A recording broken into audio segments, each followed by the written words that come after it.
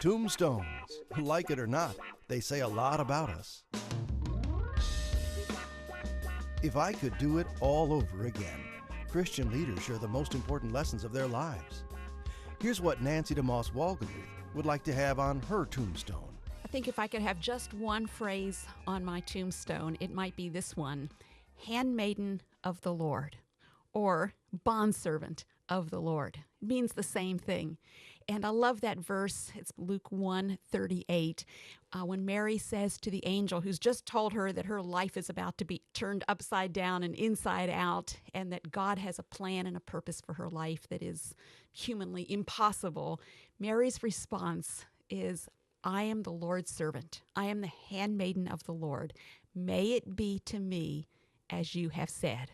And I'd like to think that my life had been lived as the servant, the handmaiden of the Lord, and that whatever he wanted me to do, whatever he assigned to me, I would say, yes, Lord. We're talking about tombstones. And here's marriage expert Bob Moeller. I think what I would say is he loved the Lord his God with all his heart, soul, mind, and strength, and he loved his neighbor as himself. Jesus said those were the two greatest commandments in life, that there was nothing that we could attempt to do or achieve or be that would surpass that. And I don't know that I would deserve that on a tombstone, but if I could live my life the way that I truly would want to, people would look at that and say, yeah, that's true. Loving God and loving each other is the ultimate aim, the ultimate goal, the ultimate accomplishment in life. This has been a production of Moody Radio, a ministry of Moody Bible Institute, based on the book, If I Could Do It All Over Again. Join me, Trillia Newbell, for a bright start to your weekend with my new program called Living by Faith. Listen as I open the Bible, engage with special guests, and inspire you with hopeful stories and truth for lasting change. Whether you're facing uncertainty, seeking answers, or simply looking for biblical encouragement, this program is your guide to living a life rooted in faith. Join Trillia Newbell on Living by Faith Saturday mornings at 9 here on Moody Radio Cleveland. Serving Sandusky, Cuyahoga, and Ashtabula counties and beyond. This is Moody Radio Cleveland, WCRF Cleveland, WVMS Sandusky, WVML Millersburg, WVMN Newcastle, WVME Meadville, WVMU Ashtabula, or stream us anywhere with the Moody Radio app, other streaming services, and at moodyradio.org/Cleveland. The White House says President Biden spoke with Israeli Prime Minister Benjamin Netanyahu yesterday. It's 6 o'clock. I'm Ron Eastwood, Moody Radio News. The leaders discussed the efforts to get a ceasefire deal between Israel and Hamas done. Earlier this week, U.S. Secretary of State Antony Blinken traveled to Israel to meet with Netanyahu. The Boys and Girls Club program at Helen Arnold Community Learning Center in Akron is being terminated. The organization made the announcement yesterday. A lack of funding is being blamed for the move. And Ford has announced plans to produce an all-electric commercial van at its new facility in Lorain County. The plant is currently being built with plans to open in 2026. 1,800 jobs are expected to be created with the startup of the facility. I'll be right back with sports and weather.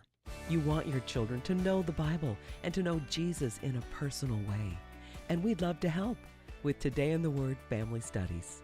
This month, we study the book of Job, helping you answer hard questions like, why does God allow bad things to happen? It's a great help to teach complex themes. Get your Today in the Word devotional and download the free Go Along Family Study at todayintheword.com. Spend time in God's Word together. In sports, the Guardians got crushed by the Yankees 8-1, and the Pirates, they suffered a 1-0 walk-off loss to the Rangers. Here's your Moody Radio Cleveland forecast. Patchy fog this morning, otherwise becoming sunny with highs in the mid-70s. At last check, clear skies all across our listening area. 51 the temperature in Cleveland, 52 in Akron and Canton, 49 in Lorraine and Elyria. It's time for your moron moment. Remember MS Paint? The very bare-bones graphics program included with Windows. Well, it still exists, and it is much more than you remember. It recently got an AI-powered upgrade thanks to OpenAI's DALL-E text-to-image tool. You can type in a few words, and the graphics editor will generate 3 versions of your artwork. If you're using Windows, have a look at how Paint has changed with the times. And that's your Moron Moment. Moron. And you'll find that on our Facebook and Instagram. It's 6:02 with Moody Radio News.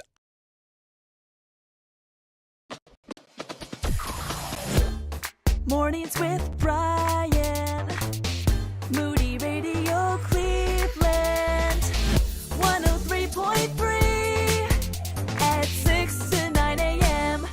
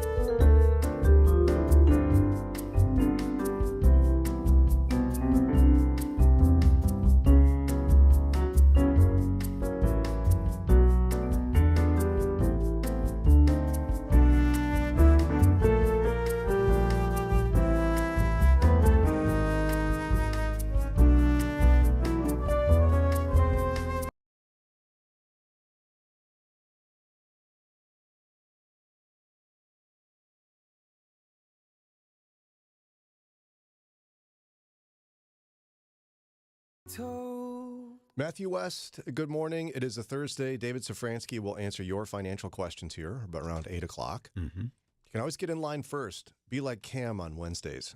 Right. Write in your question early about finances. 5:45 every Wednesday. Good morning, Cam. Hey, buddy.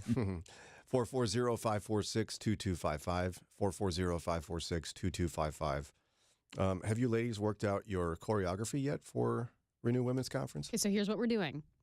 We are walking up to the stage. Ooh. We're saying some things, and then we're walking back down and sitting. Wow. Are you like matching your steps as you walk?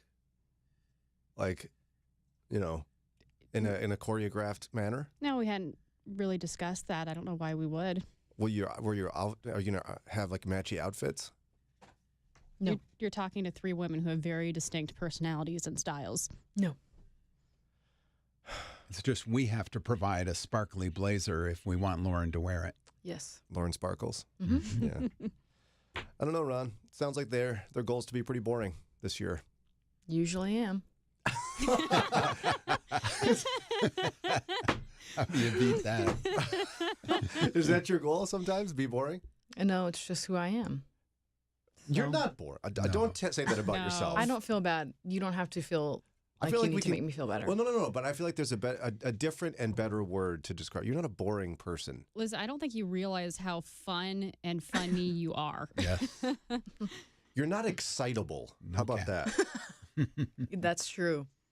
Like, I still remain the most excited person that you have your first home. Yes. True. And that you moved and...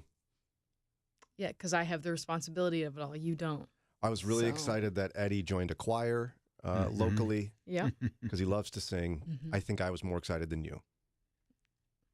Yes, probably. So, but that's not a negative to not be excitable. It actually could be an asset. So are you like internally excited and Brian? No? Okay. My dad is always way more excited than me in my life too. So you're not alone. And one of my best friends, we've been friends for 14 years. Mm-hmm. She now says, "Are you excited?" And then she'll be like, "Nope, never mind. I know you're not. Never mind. I got it. I'll ask you later." I would really, maybe we can have Crystal Kershaw, who's coming later today. She's a counselor. Figure this out. You're an enigma wrapped inside of a black hole of sorts inside of Pandora's box. We don't know. I've moved a lot as a child. I don't know if it's just like, bracing for change all the time. Because it's not numbness. No. Because you feel things. Yes. Very deeply. You're just not excitable. That's right. Even keeled. Yes. Nothing wrong with that. Right. Not boring. Don't say that about yourself. It's okay if I am boring too. But you're not boring. That's the thing. Daria said it.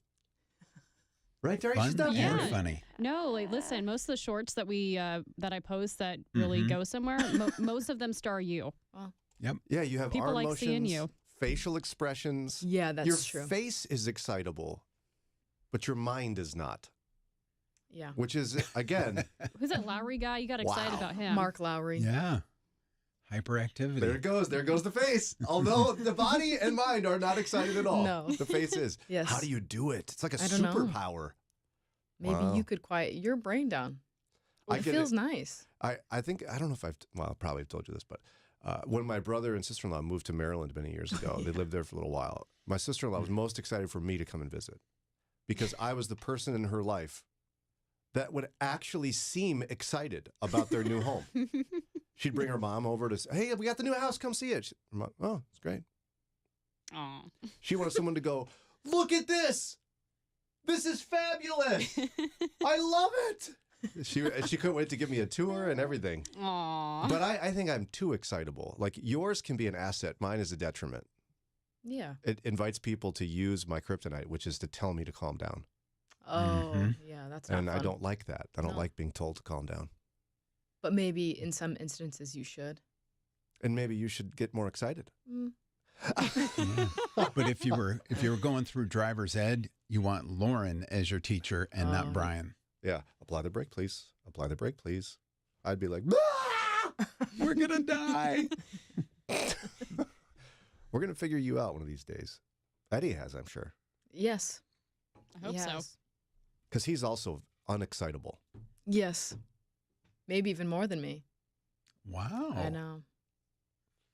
I don't understand. Like, it's just like not part of how I'm wired. They're a mellow family. We're mellow. Yeah. Except for Ellis and the kids. For both of them, yeah. Yeah, Trey is absolutely different. Yes. Trey and I will get excited about things together. Trey doesn't He'll stop probably call talking. me. Mm-hmm. Oh, yes. He's going to be driving home from school one day and be like, Mom, can we call Mr. Brian? I'd like to hear him be excited with me. Yeah. Yeah, we know the man on my street that looks like you. He walks up and down our street twice. He goes somewhere and then he comes back. Every day, I don't know where he's going, where he's walking to.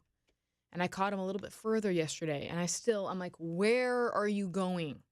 Sometimes he has a child, sometimes he doesn't. Sometimes it's a baby, sometimes it's a toddler. Anyways, 2 days ago, Trey screamed, "It's fake Mr. Brian!" And I was like, yep, there he is. How are we going to get you to, there needs to be some sort of interaction. I'm not going to yell out my window at a strange person that I don't know. Can you covertly? Trey will do it for you. Yeah, that's true.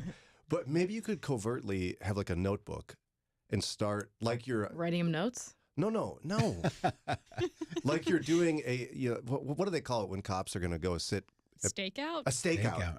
Yeah. You're going to do a stakeout, and you're going to keep detailed records of his movements. But I know what time he goes past my house already. Every day? Yes. Mm-hmm. Because I'm usually driving home. I'm pulling into my driveway, and he's walking past. What time is it? 12:15-ish. Because we could time this so that I'm walking towards him the opposite direction. Yeah, and between we happen 12 upon each other. Yeah, between 12 and 12:30, he's walking past my house on my side of the street. But maybe the space-time continuum would erupt at this point. Yeah. Right. I wonder if he would matter, notice. Antimatter. Yeah, if you encounter your other self, it just the whole thing. Do you think he would notice that you look like him? I don't know. I went to meet the teacher night yesterday, and one of the teachers at James A. Garfield Elementary School looked at me. I was like, "Oh, you look just like my best friend." Uh-oh. I was like, "Well, he's probably a great guy." "Oh yeah, he is," and I'm sure he's good looking. I said to No, this you dude. didn't. Yes, I did. Yes, you did. I'm sure you did. Why are you embarrassed by that? He chuckled. He thought it was funny. It's his best friend. What? He's not going to go, "No, my best buddy, ugly as a stump." And he looks just like you. No, we had a good laugh about it, and maybe it's that guy. Maybe our worlds are colliding. Mm-hmm. Yeah, maybe this guy's best friend lives in Cuyahoga Falls. Because there's also a On my doppelganger street. at my church. Like somebody came up and started talking to me and being like, Oh, that's "Hey," embarrassing. asking me about something. I was like, "I was not there. I don't know what you're talking about. You weren't there." Oh, I thought you were the other guy. That's so embarrassing. What's happening? Lots of Bryans. Maybe you're just the base model. Thank you, Daria. She made me the base model, not a copy. Oh, it's generic That's a too. compliment. Very nice. It's also very generic. No, You're stop. not, you're It not was a the compliment. sports model Ah. or the luxury model. You're the base model. That doesn't even have all the nice fancy buttons. No cup holders or anything. Yeah. I am going to embrace what Daria said. Right. As Base? a compliment. Basic. No. The original. Right. That's not The what she said. fundamental design. Like, this is what everything's based off of. I've had a base model car before plenty of time. They're not very fun. You can't even lock the door on the other, on the passenger's side. Oh, don't even talk to me about that. My first car that my brother and I shared, no power steering, no power windows, manual transmission. Mm-hmm. You could lift up the floor mat and see the ground. Oh, nice. I mean, I know about base models, lady. And this here is a luxury model. Daria was so concerned that she gave me a compliment. It was panicked. You're panicked about it. But I think we need to arrange where Yeah, we come by. happen upon each Weekdays, other and see 12 what happens. to 12:30, he's walking by. But could I actually resist not saying something? No, I couldn't. No. He might say something right back. I'm sure that's an eerie experience, seeing someone that looks that similar. Are you that aware of it, though? I don't know how aware you are when someone what you looks look like like? you. You know, like people will look at your kids and go, "Oh, they look so much alike." Oh, I can never tell. What? I can even tell that my child looks like my husband. Yeah, well. Because you're just so close, in their face all the time. Yeah, you can't tell this. Yeah. So I'm. What would I say? I walk up to him and do. Oh, hello, me. Yeah, no, that's awkward. No. No. What's a better pickup line for my doppelganger? I have no idea. I'd say, you seem familiar. Excuse me, sir. Do I know you? Do I know you? You remind me of me. Excuse me, is your name You look Mirror? like somebody I know. This sounds like a Michael Scott conversation. You sure are handsome. Who do you remind me of? That is weird to say to just someone on the street. Is it? Yes. Yes. Ron? Yeah, I think it is. Ron Good choice, has Ron. spoken. Good choice. Okay, well, I think we're gonna have to arrange this, Lauren. Okay, you know where I live. You don't seem very excited, but it's all coming full circle here. Yeah. Okay. Well, 6:17, time for a quick break, and we come back. We got to talk about a time where Christians actually found unity. And first, I want to see if we have lost it. Maybe we haven't. We'll talk about that in a moment. Moody Radio is thankful for support from Affirm Films and the Kendrick Brothers, bringing to theaters The Forge. Isaiah Wright needs to chart a better course for his future. Through prayer and biblical discipleship from a new mentor, Isaiah begins to discover that God's purpose for his life is greater than he could ask or imagine. The Forge, in theaters August 23rd. Rated PG, parental guidance suggested. More information at theforgemovie.com. Pursue your passion for shepherding, teaching, and ministry leadership with a Master of Divinity from Moody Theological Seminary.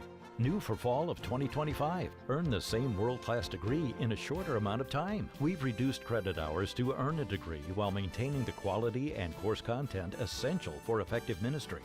Need flexibility? Take classes online or on our Chicago or Michigan campuses. Even interchange between all options on a class-by-class basis. Get started at moody.edu/MDiv. Ever wondered if there's a way for Christians to meet their healthcare costs affordably and efficiently? A biblical lifestyle alternative to traditional healthcare options? The answer is Christian Healthcare Ministries. They've enabled believers to live out their faith while embracing a voluntary health cost ministry for over 40 years. It all starts with a visit to chministries.org/Moody to see how CHM meets values and healthcare costs. Get more information and have your questions answered at chministries.org/Moody. They say family knows you best. Here's Brian's older brother with a message for you. Does it seem like your son or daughter will just not stop talking? My little brother is proof that not all hope is lost. It's Mornings with Brian on Moody Radio Cleveland.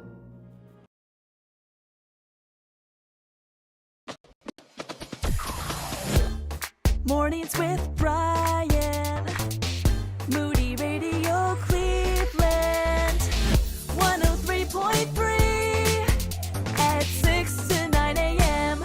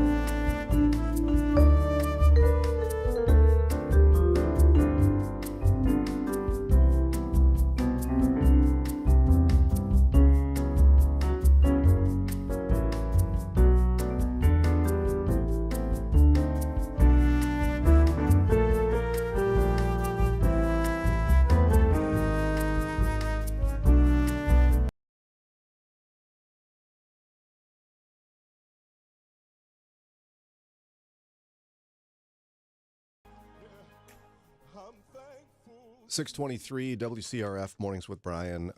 We will keep you updated as we try to figure out fake Mr. Brian, who he is. It actually reminds me, Ron. Yeah. Remember on Knight Rider, the show, David Hasselhoff was the lead. Later in the series, they had his evil twin was discovered, and it was him with a mustache and a mean look. Yeah. What if he's my evil twin, Lauren? He seems pretty nice. But that's the thing about evil twins is they seem nice. Actually, that's not true at all. No. So we're like probably okay. pretty outright evil. Okay, we're what if you're his evil twin? Yeah, exactly. What if you're the evil twin of... You've got a mustache. And you're the fake Mr. Billy. Existential questions for another day. No question about it. Well, he won't be at the Renew Women's Conference because it's not for him. It's for ladies. I can't wait to see you there, ladies. It's going to be really fun. We're going to have fabulous speakers, including Dr. Julie Slattery. There'll be worship. There'll be Panera for lunch. Nice.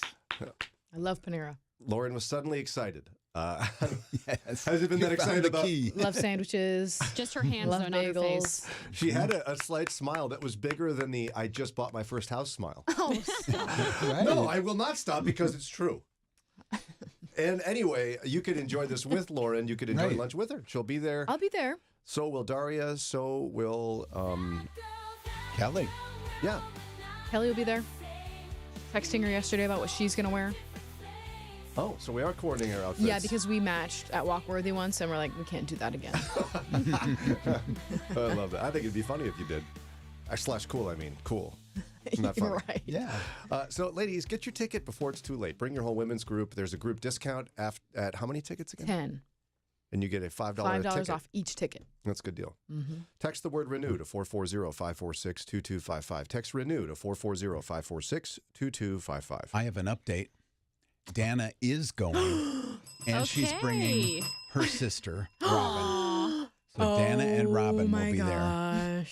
Now, if I were emceeing, I would have Dana stand in. I'm not doing that to her. I had my Uncle Gordon stand, remember? Well, that's you. Yeah. And him. And he's cool.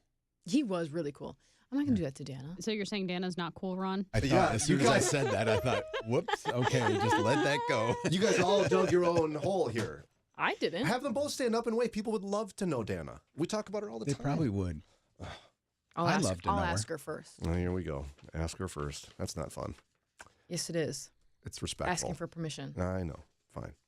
Okay, so get your tickets now. Text RENEW to 440-546-2255. RENEW to 440-546-2255. The amazing thing about Scripture is that you could read it for a whole lifetime, and you could learn something new all the time. I remember Dr. Rydelnik described once how I think it was he yelled out to Eva, get over here. Look at this. Where has this been? Yeah. He showed her a passage in like Psalms or something. I've never seen this before. Have you seen this?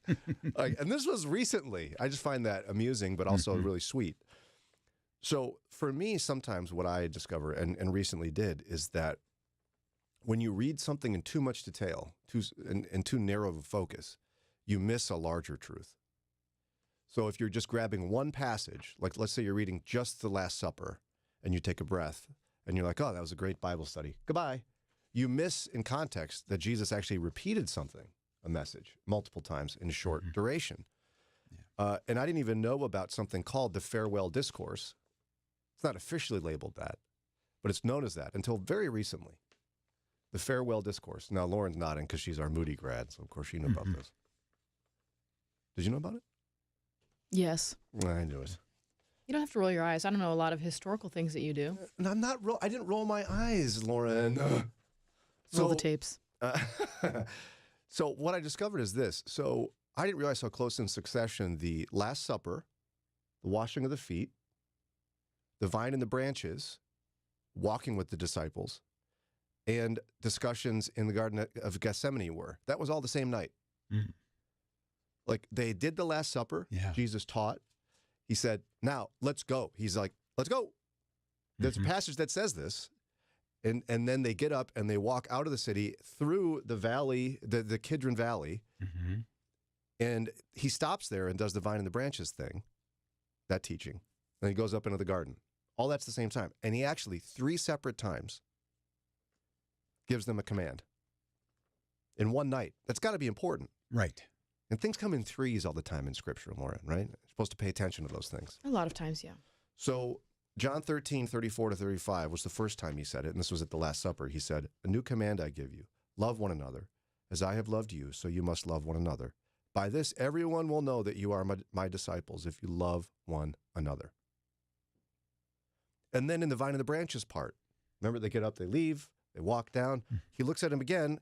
John 15, verse 12, "My command is this, love each other as I have loved you. Greater love has no one than this, to lay down one's life for his friends. You are my friends if you do what I command." Then they kept walking. And as if they weren't listening at all, he says again in John 15:17, "This is my command. Here it is, get ready. Love each other." That blew my mind when I first learned that. I don't know where I've been.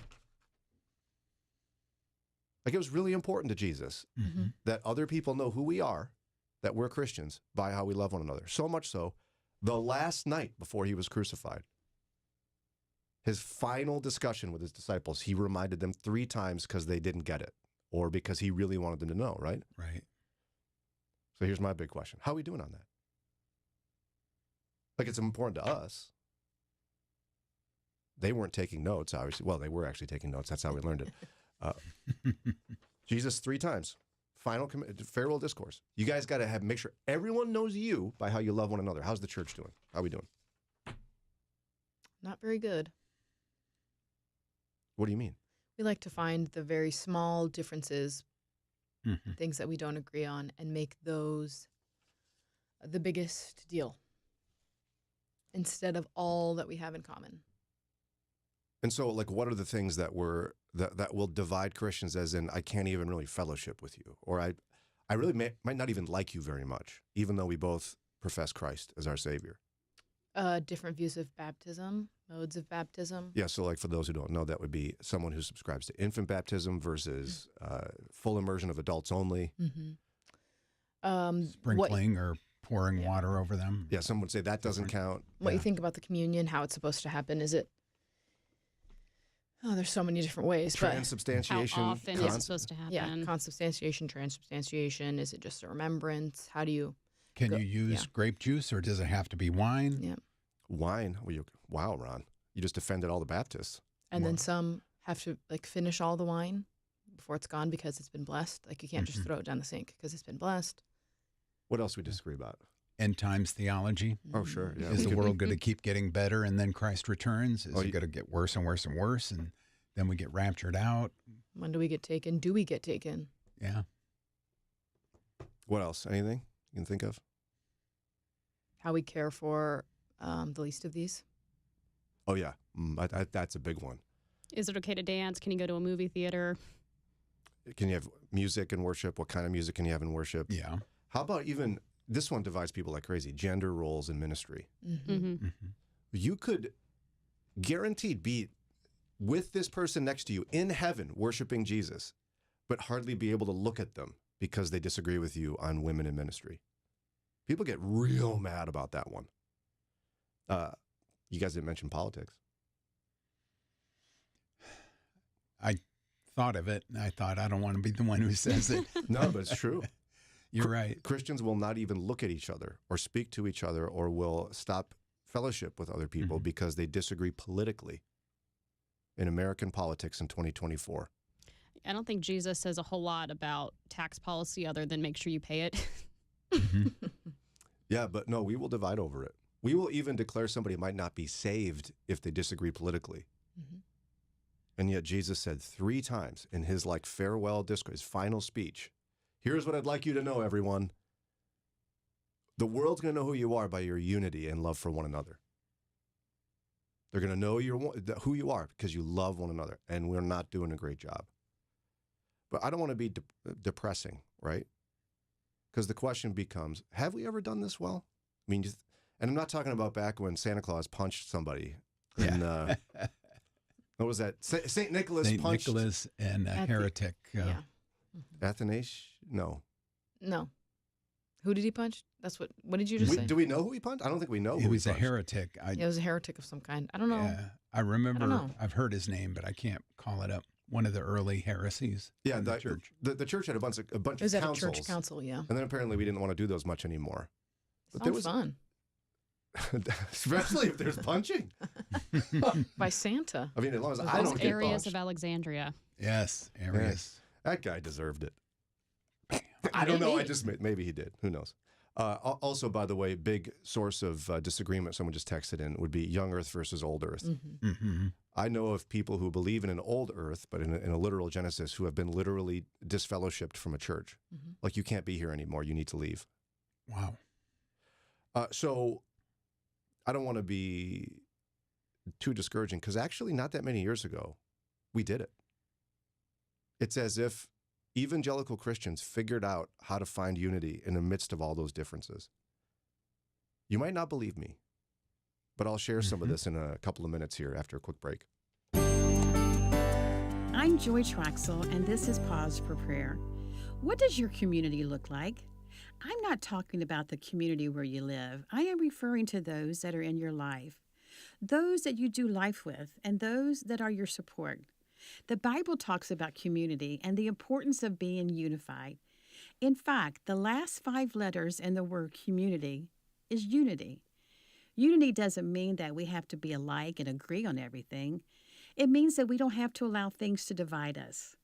Are you part of a healthy community that models what Christ desires? If not, pray for that today. Let's pause and pray. God, we love you, and we come to you with an excitement to hear from you and only you. Oh, speak to us today. God, it is so amazing to think that at any time and from anywhere we can enter into your presence and speak to you, and that you are always there. You are always near, and for that we say thank you. God, we love how you have provided the Bible for us to have as an answer for everything. You modeled how you desire for us to live and walk in obedience to you. And God, forgive us when we fail in that area. We ask that you bless our efforts as we seek to do better. God, we thank you for the community and the people that you've placed in our lives. We pray that when we engage with one another, we bring you glory and honor. God, help us to be a community that quickly forgives and seeks reconciliation when conflict arises. We pray that we model a healthy community to those around us that do not know you. May they see us loving well and engaging in conflict in a way that builds bridges and not walls. As believers, help us to bring others into our world that are not like us. And God, we ask this in the name of the one that loves all and desires all to be in relationship with him. His name is Jesus. Amen. Her name is Jenny, and maybe like you, she and her husband got tired of their health care getting more and more expensive, so they did it. They went with MediShare. We signed on with MediShare in March, had a really great experience. It was super easy to get going with them. And then in October of that same year, we found out that I had stage 3 breast cancer. We were put at ease with MediShare, guiding us and walking with us and saying that they were going to be praying for us. It's very intentional how they try to bless people when they know this is one of the hardest things that they're going through. They and their 4 kids thank the Lord, not only for her healing and how he provided for them, but she says it makes her emotional just realizing how she gets to pay it forward. What we put towards MediShare is going to be blessing another mom, and they're going to show up for her the way that they showed up for me. You save a lot, and you're part of something really, really good. Call now. It's 877-58-BIBLE. That's 877-58-BIBLE. 877-58-BIBLE. Keeping your eyes on Jesus in a changing culture can be difficult. Let us help. It's Mornings with Brian on Moody Radio, Cleveland. 6:37. Ladies, can't wait to see you at the Renew Women's Conference. Would highly encourage you to at least get more information, if not get your tickets. You can do all of that by texting the word RENEW to 440-546-2255, 440-546-2255. So we were chatting a few minutes ago about the farewell discourse from Jesus, where at the Last Supper and then in the Kidron Valley a few hours later or less, as he taught about the vine and the branches, and then up in the Garden of Gethsemane, his final evening before crucifixion, he 3 times told his disciples that you got to love one another. The reason, so that other people know who you are. That's how you're going to know who you are. And we all agreed that we're not doing that great of a job today at that. And it's kind of sad. We here like to try to encourage people to think deeply and try to love one another. I think that's one of our unstated goals, at least. But it's a challenge. I was excited to discover, really, I've heard of this thing, but back in the 1970s, led by Billy Graham and John Stott, evangelical Christians figured out how to find unity and love one another at an unprecedented level, especially when you look at the kind of disagreements they had. Same ones as today, by the way. But they got people who disagreed about evolution, people who disagreed about being liberal or conservative politically, about baptism's mode, all those things, to sign the same document in unity. Ron's very familiar with this. It was a big deal back in the day, I'd imagine. Do you remember the Lausanne Conference? Yeah, I remember hearing about it. I didn't delve that deep into it, but, because I was, when was it, 77? Very close. It was July 1974. 2,700 Christian leaders from 150 countries traveled to Lausanne, Switzerland. I was 13 at the time, so just caught the name. It's wild to think about. It is. It never had happened before. It was called the First International Congress of World Evangelization. Sounds pretty important. They did it. They found unity. And there's a lot of detail to get into. I was reading the history of this and pretty interested in it. But they had one unique quality that we do not have that I'd love to get your thoughts about. Of course, their goal was unity, and the key question they were trying to answer as a group, just one question: how much must we agree with one another to partner together in the task of world missions? Good question. How much must we agree? Not what do we disagree about? They created a document. The document says nothing about secondary and tertiary doctrinal issues. Nothing. But they wanted it to be not just we agree with these statements. It was we agree that not only we agree with the statements, but we want to work together for the good of the gospel. So it's designed for action, okay? But the fundamental principle they had was that differences and disagreements are good. Like they could have a room with people who disagree about the mode of baptism, how often you do communion, whether women can be pastors, whether evolution is part of God's design.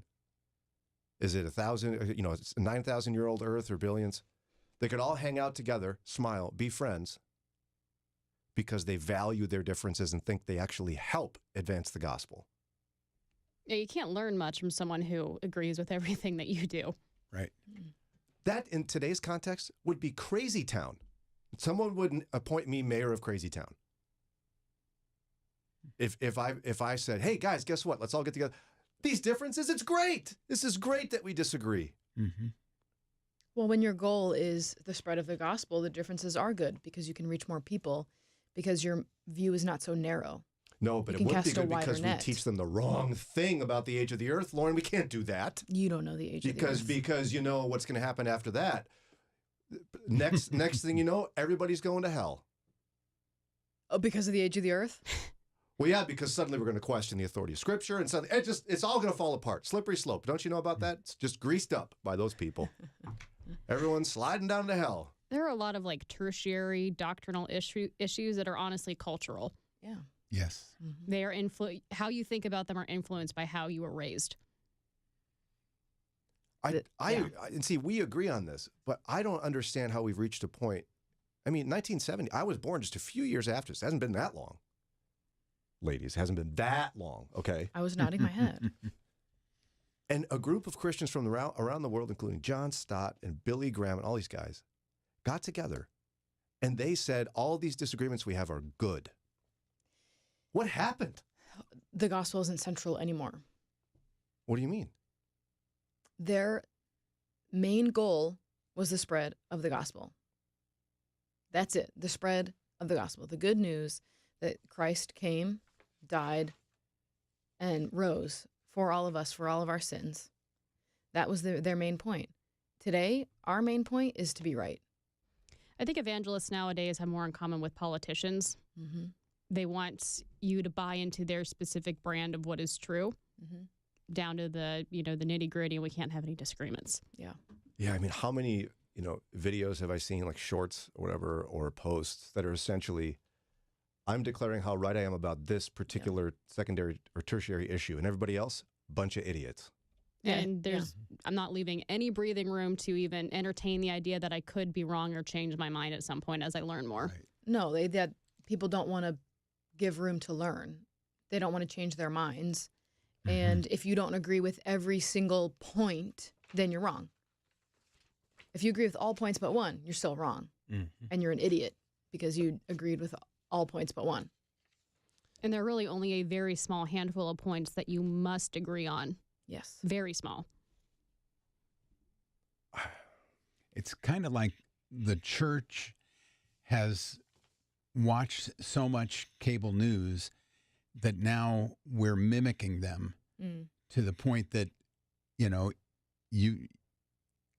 it's better to be sarcastic and call people who you disagree with, call them names to put them down than to try to be inviting and unifying.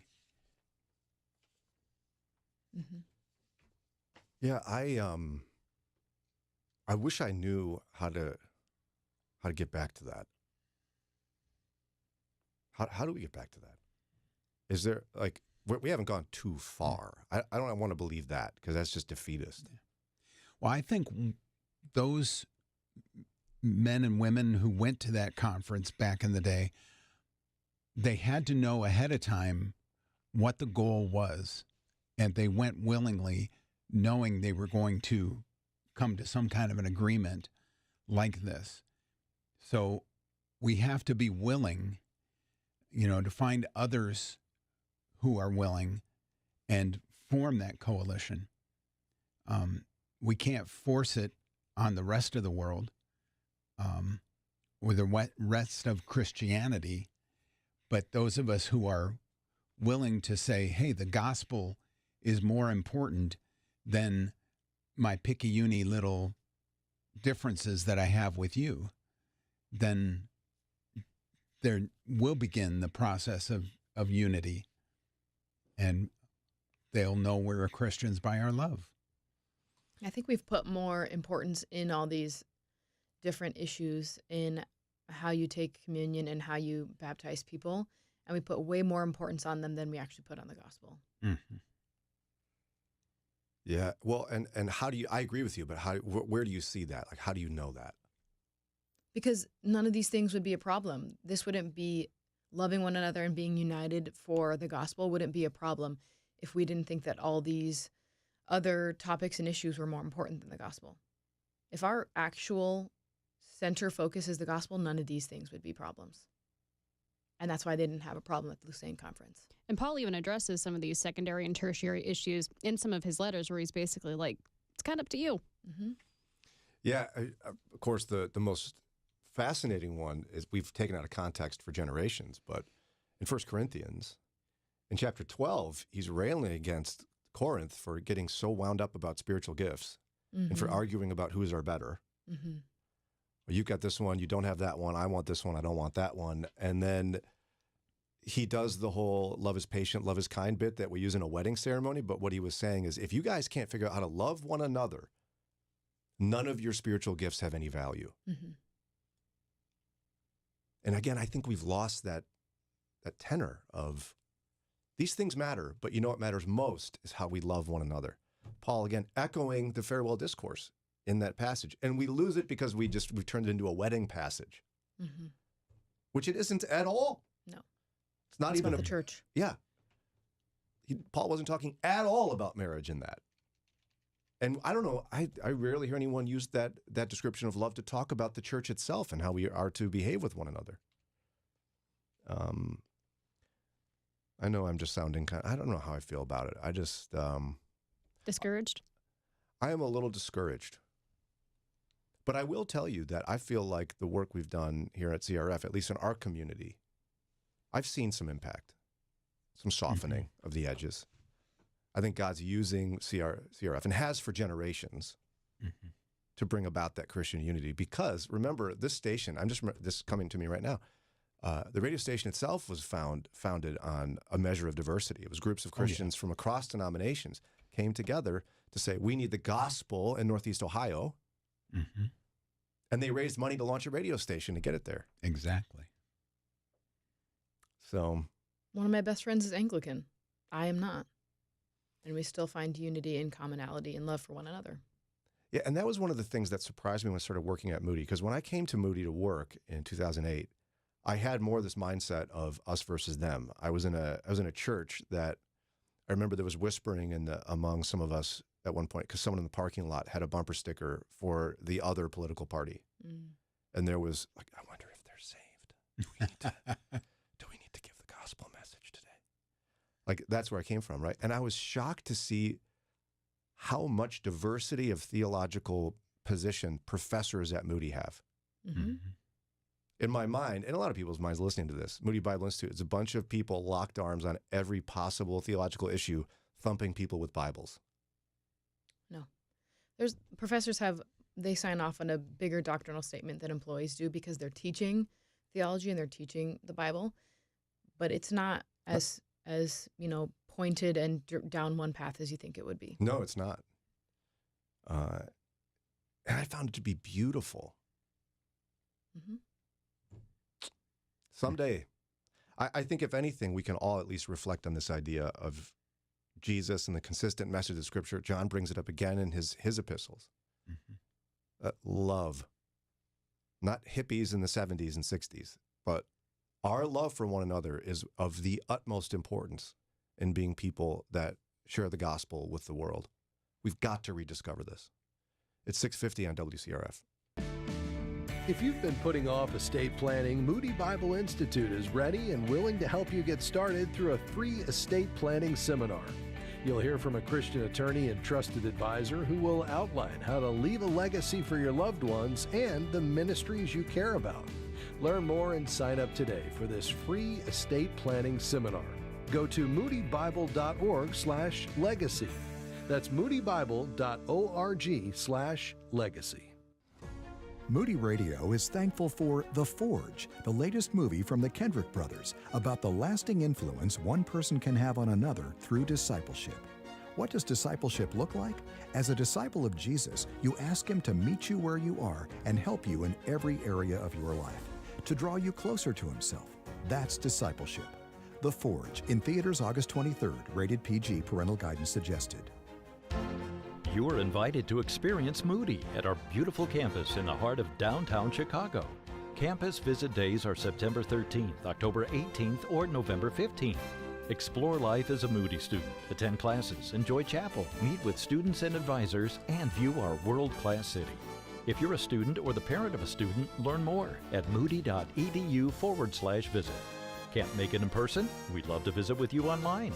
Go to moody.edu/visit. Pour another cup of coffee and settle in for engaging, Christ-centered conversations. It's Mornings with Brian on Moody.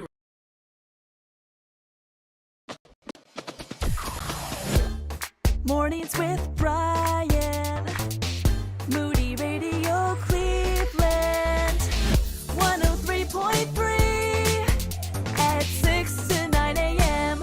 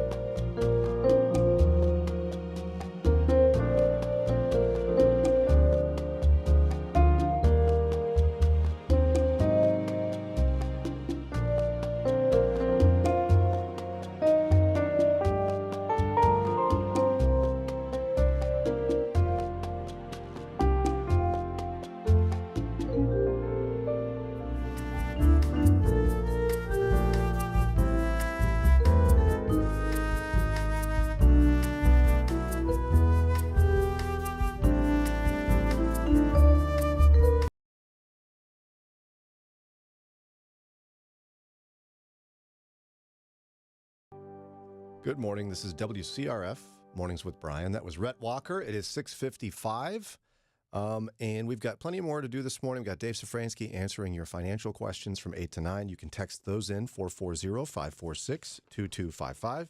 We'll set them aside.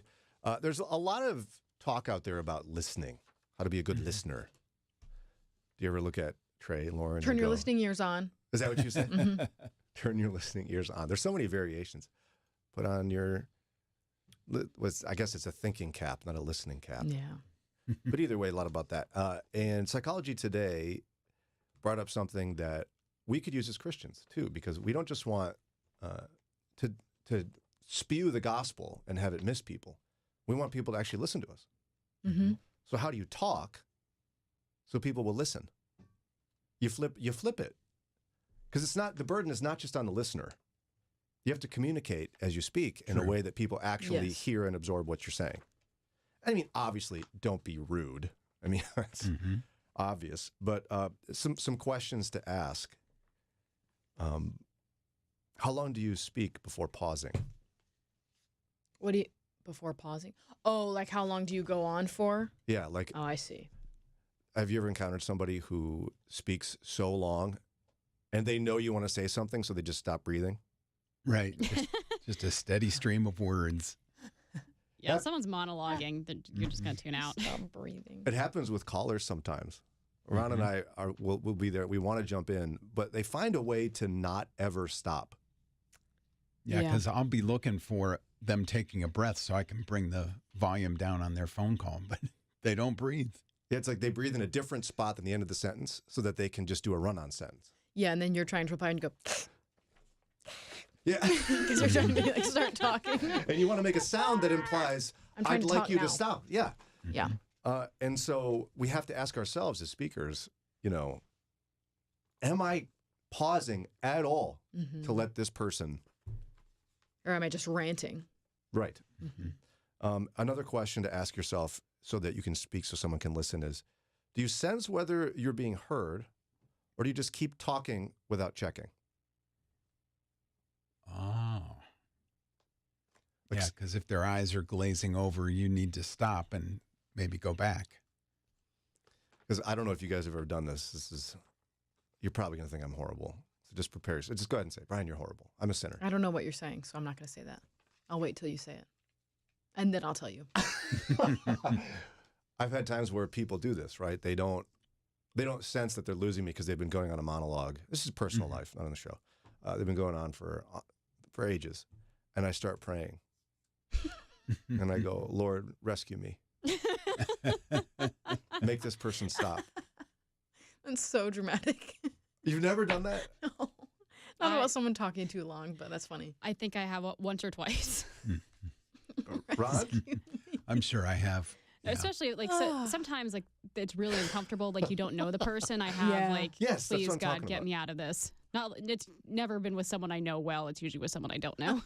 This is going to sound terrible because she was a wonderful person who loves Jesus. I dated a girl in college that she was so boring. And she talked like unending monologues that I would be looking at her and smiling and nodding and going, Lord, help me. This person, she's not going to ever stop. And it's so boring.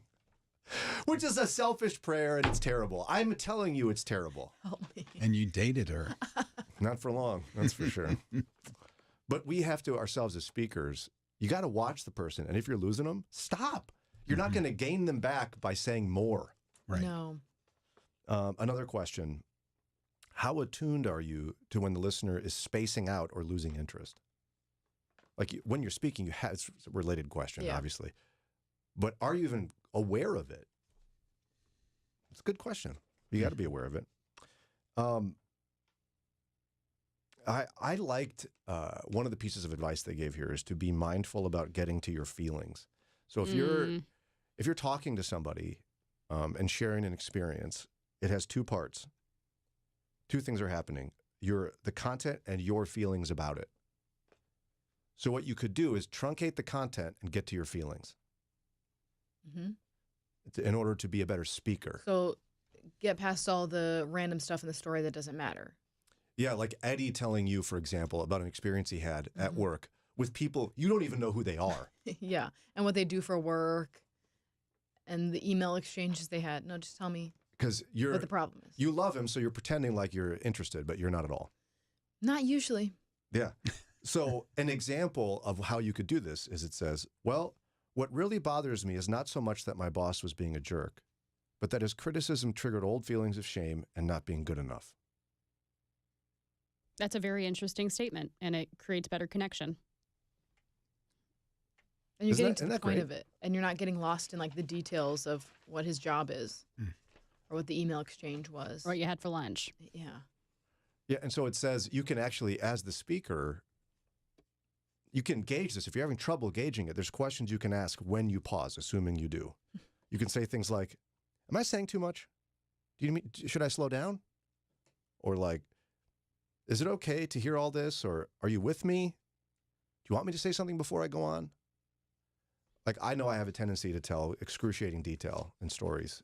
And I have some kids who hate that. My wife is not a big fan of that. Some kids who love it. The other day I was talking with my daughter Grace, and she asked me, oh, how did such and such go? Lauren and I did an interview over the weekend with somebody. And I was like, well, long story short, bop. She goes, Dad, I want the long story. Give me the detail. And I was like, oh, okay, sure. Yeah. And I went back, I started going, and I tried to stop and check with her throughout the process. But a lot of us, I'm not very aware. I had one win in this. I'm still working on this. How well are you guys are you good at this? I feel like Daria's probably a pro at this one. Yeah, probably. You're the queen of, like, get to the point. Okay, thanks, I guess. No, it's a good thing. You have an ability to, like, narrow everything down to a statement. Yeah, what's the point? Mm-hmm. I'm working on it. How are you at this, Lauren? You're pretty good at this. I guess. You feel good at it? No. And see, this is the thing. Because sometimes we feel like those, like, the extra parts are important, but usually they aren't. But to us, they are important. Mm-hmm. Yeah, sometimes I want to get it out whether you're interested or not. You need that sometimes. Yes. And we as recipients should be attuned to that and realize it's okay if this isn't 100% interesting to me. This person needs this. Mm-hmm. And this is, I think, in a marriage relationship in particular, what you do for each other. Like, I know there's sometimes Sarah needs to tell me about the TPS reports and the this and that and QRS and Johnny over there in accounting or whatever. I need to let her do it. Yeah. I need to get over myself and let her do it. But generally speaking, especially if we're trying to, like, talk to somebody about our faith, like, don't spew it. Make sure they're with you, interested, engaged, that you're not monologue-y, that you're breathing, the whole bit. Definitely get to your feelings on that. Yeah. Like, why should they have buy-in for this Jesus if you don't tell them what a difference he's made in your life? She did it again. I know. Yeah. This show would be so short. This is what people have asked me to speak publicly. I tell them I can't because my speech would be done in 10 minutes. Yeah, it's a tough thing, isn't it? Yeah, I get it. It's 7:03. We got to get to Ron's news, but don't forget, it's not just about listening. It's about how you speak. All right, so we'll continue having a great time together. In fact, in a few minutes, we have Pretend Experts. We have tickets to give away. We have lots to do.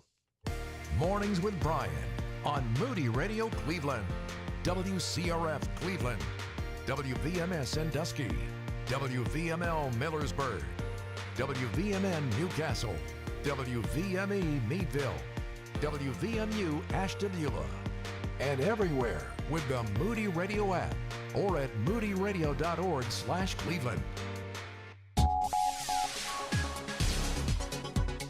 Robert F. Kennedy Jr. will reportedly drop out of the 2024 presidential race and support former President Trump.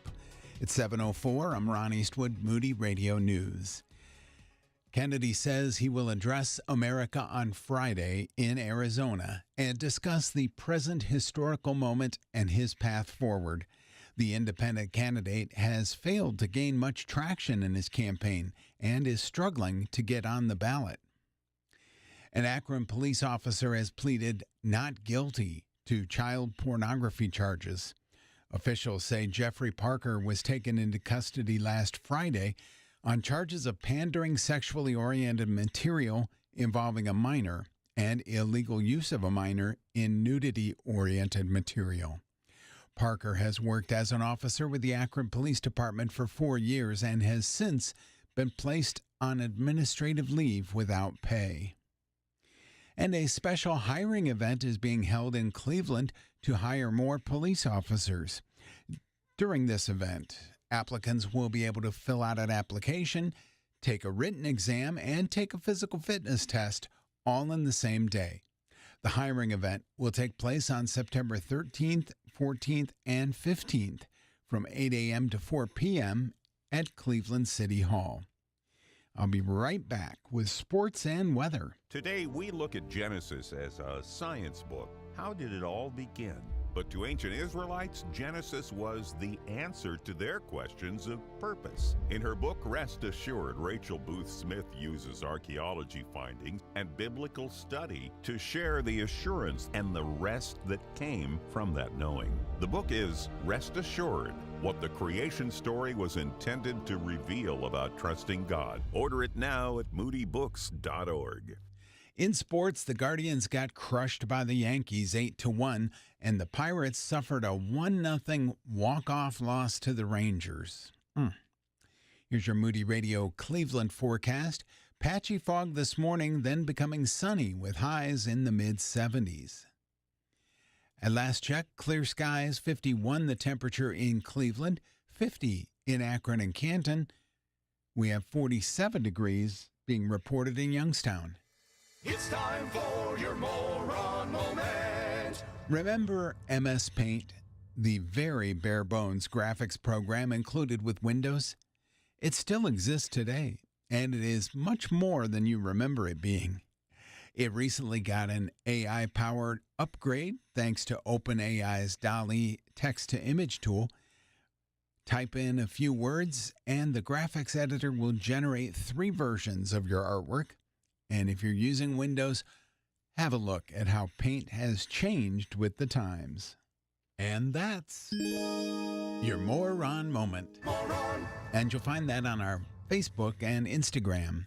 It's 7:07 with Moody Radio News. I'm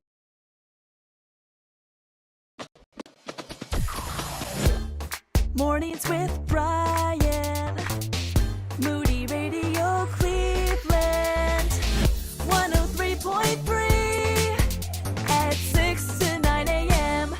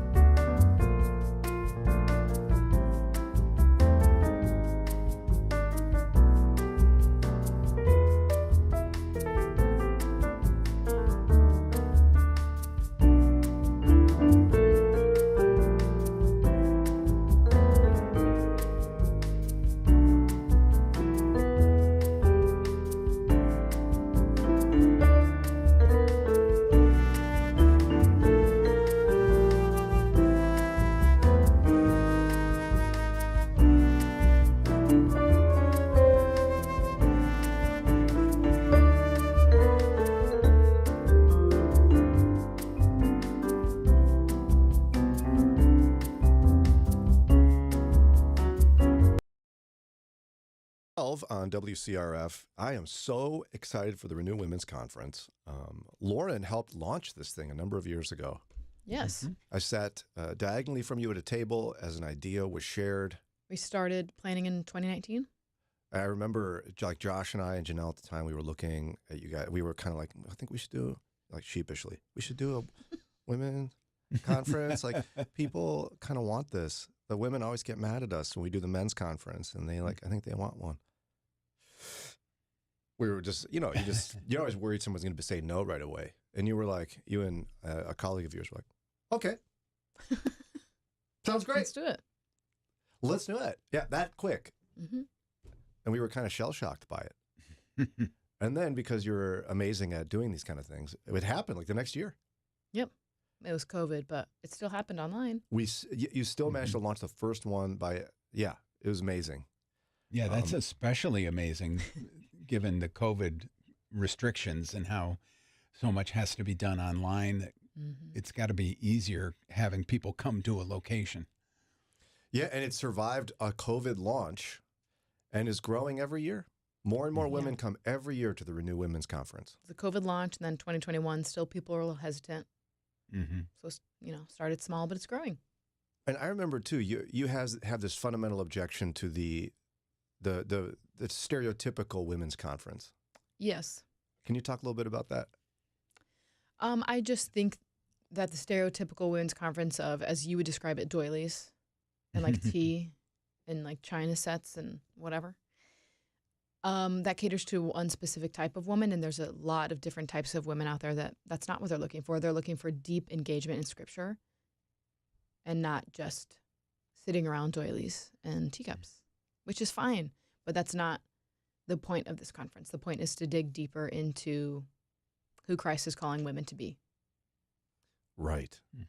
I would say the narrowest group is the ones that really enjoy. Yeah, and it's fine for you to enjoy that, but that's not what's going to attract a large multitude of women. Yeah, and then I think a lot of what the stereotypical women's conference is a lot of surfacey stuff. Yes. Maybe some crying. It's okay to cry. All those things are fine. We need there's a time for surfacey. There's a time for tea. There's a time for, I'm singing a song from the 60s, and I'm quoting Ecclesiastes. But at the end of the day, I think the vast majority of women really want to dig into Scripture and grow. Yes. And they might cry, but they don't want that to be the point. Yes, we're not trying to make you cry. It's not Oprah. Yeah. Or like Barbara Walters. Wouldn't she always try to ask you a question that would make you cry on camera? Yeah. That's sad. It was a thing back in the olden days. And Richard Simmons, he'd just start talking about your weight loss journey and you'd be bawling. Yeah. Everybody would cry with you. You go, girl, you go. See?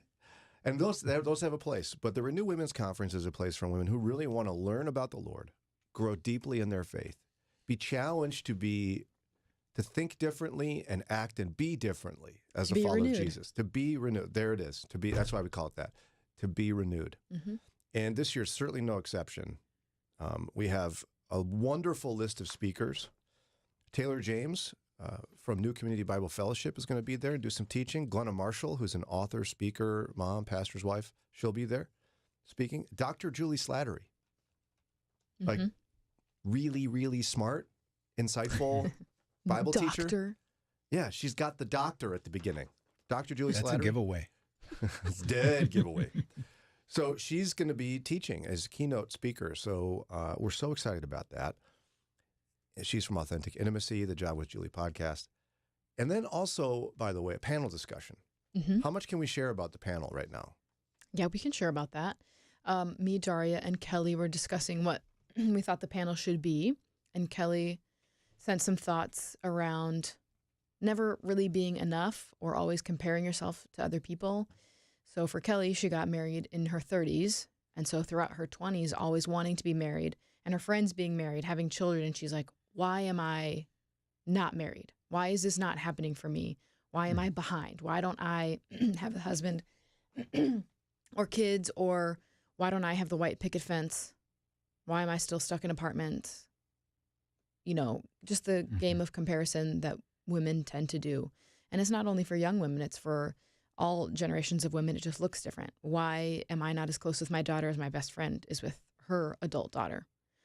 Why am I not getting time with my grandkids like I would like to get with my grandkids? This is not what I pictured for my life. Why do I live in this state where my husband got a job and I don't want to be here anymore? You know? So it's a game of comparison all throughout life that I think all women experience. That's beautifully put. And I think, Daria, your goal in the panel discussion as you lead it is to try to do what with those concerns?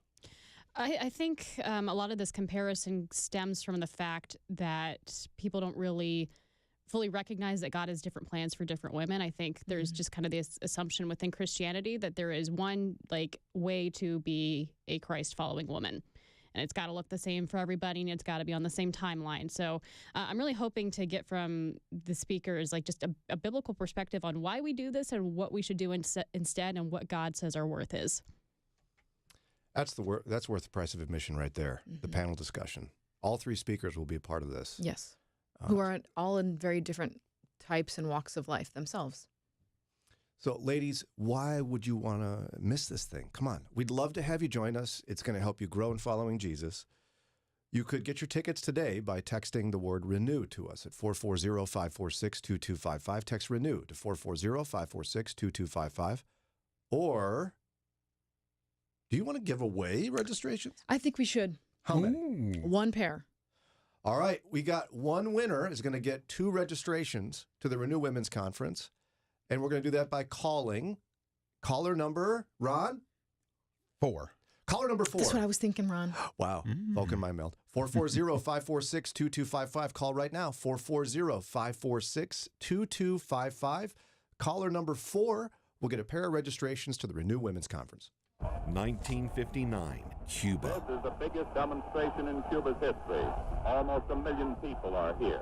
There is Fidel Castro, the leader. Cuba then became a one-party, communist and atheist state. When the revolution took over in 59, things becomes bad to the churches. But today, this longtime Cuban pastor sees hope. We really think that this is our time to reach our country. Now people are willing to listen to the gospel. Cuba needs Jesus. Cuba needs you. You can be part of something really big. Join TWR in taking the good news of Jesus into Cuba every night by radio. Radio waves can reach everywhere. Any Cuban could listen to the gospel. Partner today with TWR. Go to CubaNeedsJesus.org. It's not insurance, and that's a new way of thinking for some families. Christian Healthcare Ministries is a credible way to meet family healthcare costs affordably, biblically, and effectively, whether starting or growing your family. Serving families as a nonprofit healthcare sharing ministry for over 40 years, CHM has offered families the freedom to choose how they would like to meet healthcare costs. Be pleasantly surprised and find answers to your questions at chministries.org/Moody. That's chministries.org/Moody. You have the opportunity to listen to your favorite Christian music right now. Artists like Casting Crowns, Elevation, Maverick City, and Mercy Me. They're the songs you know. They're the songs you love. Whether you're at home or at work, just visit the website praiseandworshipchannel.org. That's praiseandworshipchannel.org. It's nonstop Christian music 24 hours a day, 7 days a week. Check it out. Listen now at praiseandworshipchannel.org. Keeping your eyes on Jesus in a changing culture can be difficult. Let us help. It's Mornings with Brian on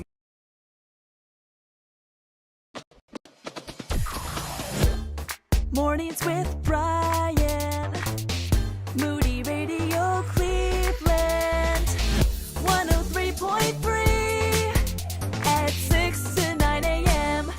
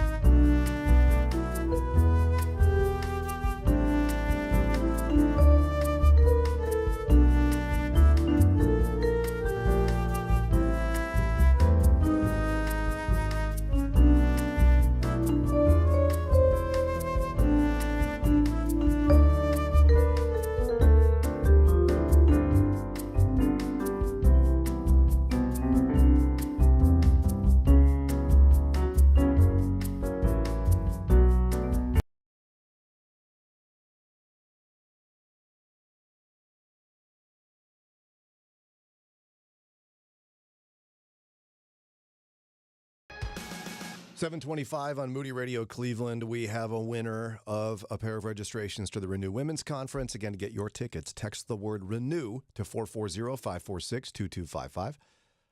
Daria, who's the winner? Wait, yes, Daria, the winner is... Congratulations to Barbara. Yay, way to go, Barbara. Woo! Babs. She won it. Be sure to come and meet us, Barbara. We'd love to meet you. Please do. All our winners, stop by the table. Let us know that you won tickets from us. We'd love to put a face with your voice. All right. One of my favorite things at least, is because we're in show business, I sometimes emphasize the word business and think that we have some great advice with microphones, of course, which enable us to have authority on everything. Oh, of course. We can evaluate business decisions in something we like to call pretend experts. They look at business decisions and impose their positions. Without a doubt, they know what they're talking about. It's time for Pretend Experts. First story comes from Washington, D.C. The Federal Trade Commission, you guys, is frustrated with subscription services. Well. You are too, a little bit? Yeah. Well, what's getting their goat, as they say, is that it's really easy to sign up for them, but really hard to cancel the service. Oh, yeah. Oh, yeah. They're like, oh, you want to sign up? Just click this button, and we'll take all your money. Giant button. You want to leave? Are you sure? Go search our website. Click this button. You sure? What about that one? Are you sure you don't want to? And then finally you get rid of it. And the Federal Trade Commission thinks they're just trying to keep your money. Yeah, obviously. Yep. So there's a proposal to require them to make a cancel subscription just as easy as signing up. Like a button on the app or something like that. Almost like a single button, if not like a two-step process to get out. Nice. I'm all for that. Me too. Because unsubscribing from like an email a newsletter that you've subscribed to is so easy. At the bottom, it gives you the unsubscribe button and it takes you right away. It should be at least that easy to unsubscribe from Netflix or whatever you're trying to get rid of. Canceling Amazon Prime is the worst. Oh, it is. I've never even tried. It's terrible. It's awful. And see, some people hate government intervention, but guess who was behind the whole you should be able to unsubscribe to an email really easily bit? Yeah, email law is really intense. Marketing email law is very intense. Why couldn't we do that to Netflix and Amazon and them? I think we should. Done. We've decided it with no authority at all. Let it be so. So let it be written. So let it be done. Next one comes to us from NASA. All right. Okay. Of which I'm, of course, an employee, as you know. Right. Honorary. I'm an employee. You have a certificate. That's fake. NASA's it's officially working on a new commercial aircraft. Okay. So if, like for us to take, that goes between Mach 2 and Mach 4. Ooh. Or specifically, for those of us who don't speak in Mach languages, from 1,535 miles an hour to 3,445 miles per hour. What does a normal plane go at? Well, just to give you perspective, that's twice as fast as an FA-18. No. Yeah. Normal plane is less than Mach 1. Yeah, a Mach is the speed of sound, isn't it? Right. So you'd have a sonic boom. So you would get from New York to London in an hour and a half. That sounds nice, but I don't want to be on a plane going that fast. You can't even get to Florida in an hour and a half from here.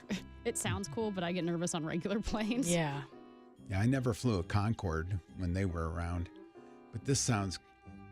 If I was having to go to London for some reason, I'd like it. Yeah, I'm in. Sign me up. I'm so bored on planes. Yeah, you had that long flight not long ago to get over to India. Oh, it was like for days, weeks, months, perhaps even years. It felt forever.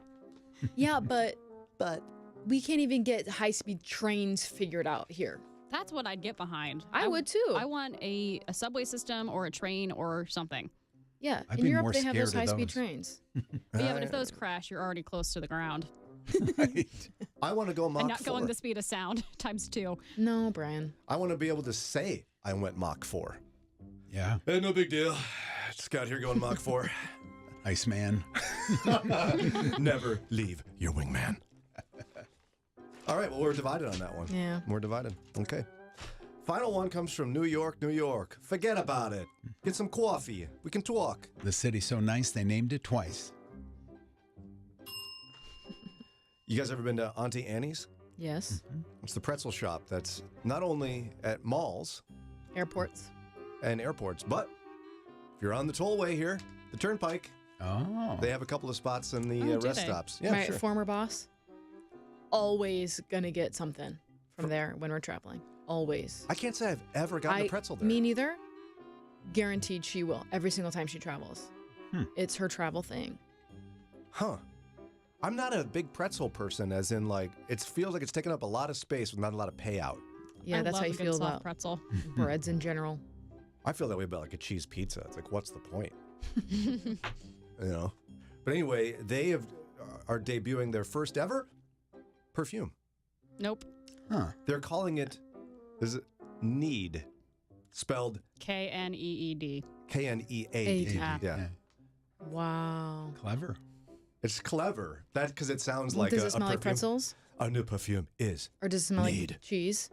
They don't specify the actual scent. Hot mustard? I'm guessing it's just like the pretzel smell you get when you walk in the Turnpike rest stops or whatever. I don't want to smell like a pretzel. What is it with these fast food companies putting out perfumes? Didn't McDonald's just put one out, and then I think Probably. Pepsi had one? Sick. Because I'm pretty sure we talked about both of those.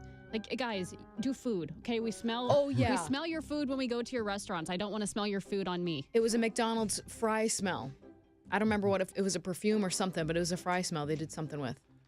We share a room. I wouldn't mind if you smelled like pretzels. I wouldn't mind. I would mind if you did. But typically, like, women will wear a fragrance because they want to be noticed, but you don't want to be noticed like my saliva glands start salivating when you're around. What kind of conversations are going to... Why do you smell like pretzels all the I time? don't want to smell like warm bread and salt.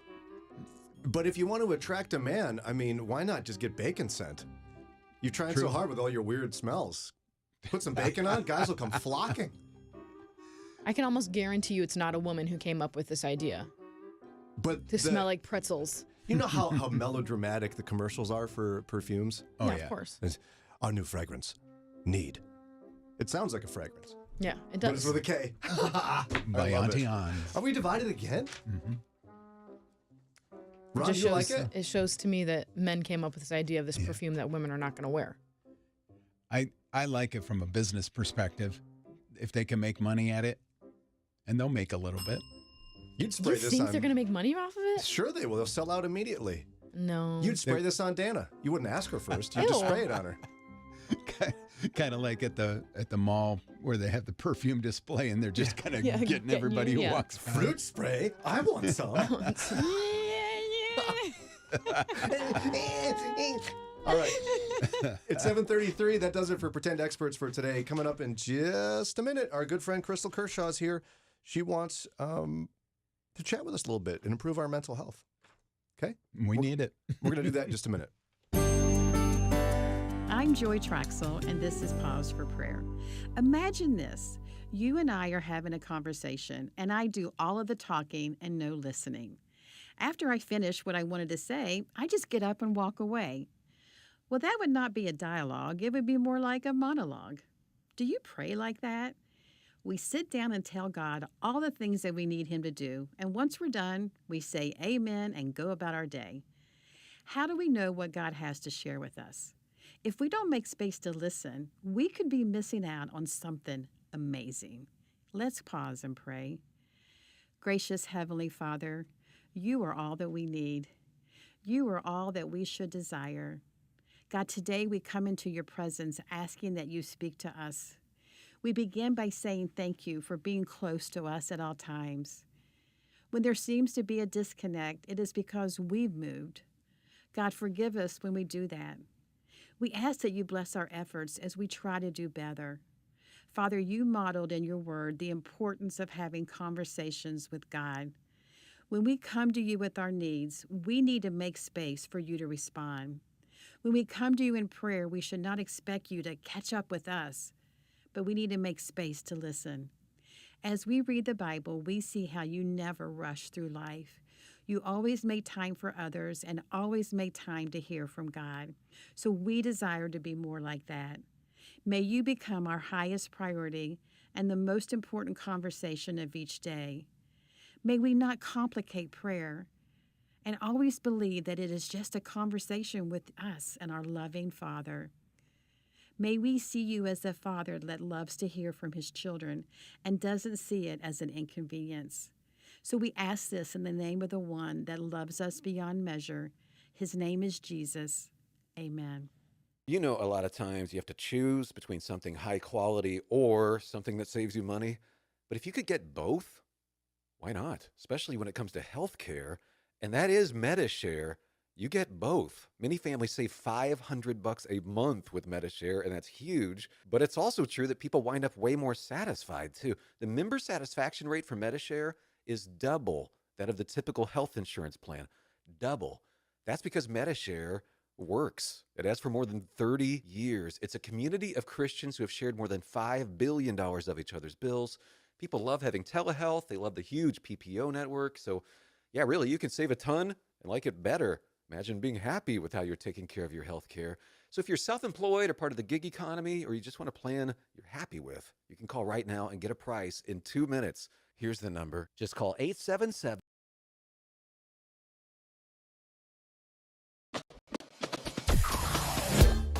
Mornings with Brian.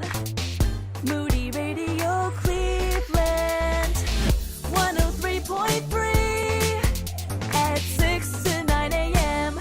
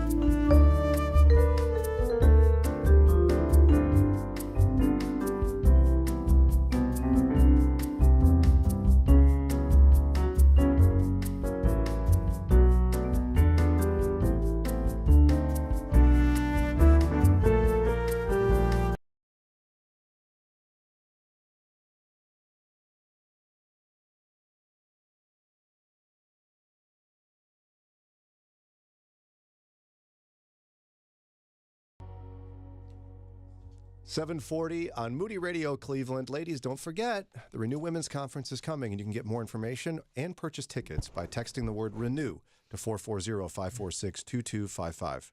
Well, we tell her she's here to help all of our listeners and the entire community. But really, it's a pro bono counseling session disguised as an interview. Crystal Kershaw from Fieldstone Counseling. Yeah, good morning. Good to be here. You did something fascinating. You had summer emotions camp? Oh, it was so fun. Why wasn't I invited? It was for elementary students. Oh, there you go. But actually, I probably have more fun than anybody.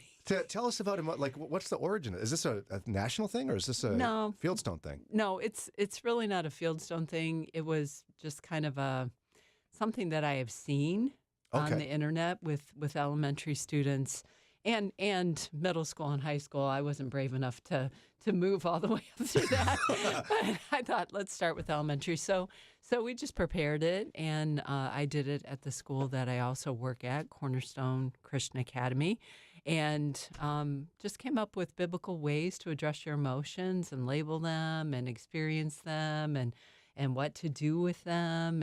And we had just about 15 elementary students, and I had some beautiful high school helpers, which was integral to the process, and it was fantastic. So why do that? Because emotions are very difficult for all of us, but especially for younger children. They don't know how to label them. They feel them. Many of them, because they get frustrated and they don't know how to give words to their emotions, they go straight to anger. This is where you get a lot of tantrums and fits, and this is where you get parents saying, okay, Susie, are you feeling mad, sad, bad, glad, whatever? They don't have to rhyme, but... Well, and when you don't teach kids that, you end up with someone in your office, Crystal Kershaw, like me, who I remember when I started counseling, my counselor looked at me and said, Brian, how does that make you feel? And then I talked about what I think. And she goes, I didn't ask you what you thought. I asked you how you feel. How does that make you feel? And we sat in silence. Yeah. As I was staring at an emotions chart, incapable of telling her how I felt. Yeah. Yeah. Because when you are never called on to put words to them, you end up just stuffing them down. So you don't really recognize them and you don't understand what you're feeling. Then you feel sort of a general malaise, if you will, sort of a mix, and you can't tell. And so many adults walk around that way. I feel off. I feel disorder, but I don't know what it is. And you're going, oh, you must just feel sad. Well, I mean, it could be that simple. It could be. It definitely could be. Because for me, all my emotions ultimately smashed into anger and just popped out as anger. Right. And a lot of people common. Manifest that. Oh, right? Very common. Anger is generally a secondary emotion, so it's a mask for something else. So then when we start the sort of puzzle of figuring out what are the root issues in counseling, especially when it comes to anger, that's where we have to sort through what's at the bottom of this. So if you have an anger issue or someone's been telling you have one, you are a perfect candidate to get counseling. Because it's going to change your life. It certainly will help you understand and change your relationships, because anger, it's such a destructive emotion. It's such a destructive way of sort of, letting all these things pop out, because, of course, the relational toll is huge when you're angry, and the personal toll. You start to see everything in life as negative and less than, and it just builds. Anger builds very quickly. And so, as almost like an antidote to that in some respects, your favorite part of emotions camp was? Happiness. Okay, tell me about that. Well, it's so pure in elementary students. So I had actually kindergartners through 5th grade, those who had completed kindergarten through those who had completed or were going into 5th grade.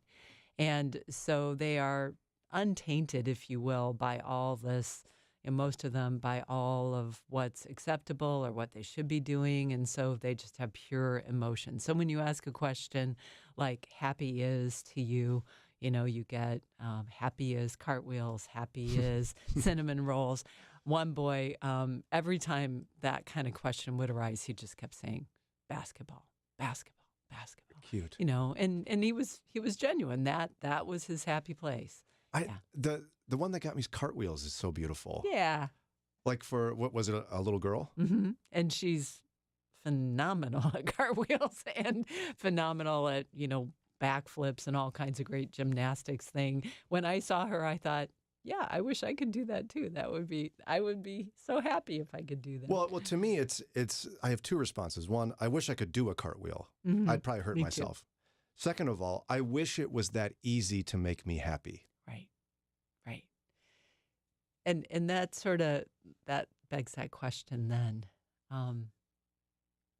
What makes you happy and why is it complicated? Right. Yeah, and what we're going to do, let's do this. Let's take a quick break and we're going to come back.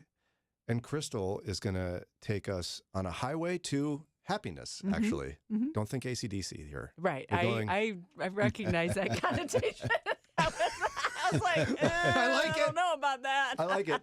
We're going on a highway to happiness in a minute. Moody Radio is thankful for listeners and support from businesses like Duma Meats and Farm Market. Duma Meats and Farm Market, supporting Moody Radio in Cleveland and surrounding areas. More information about Duma Meats and Farm Market is at dumameats.com.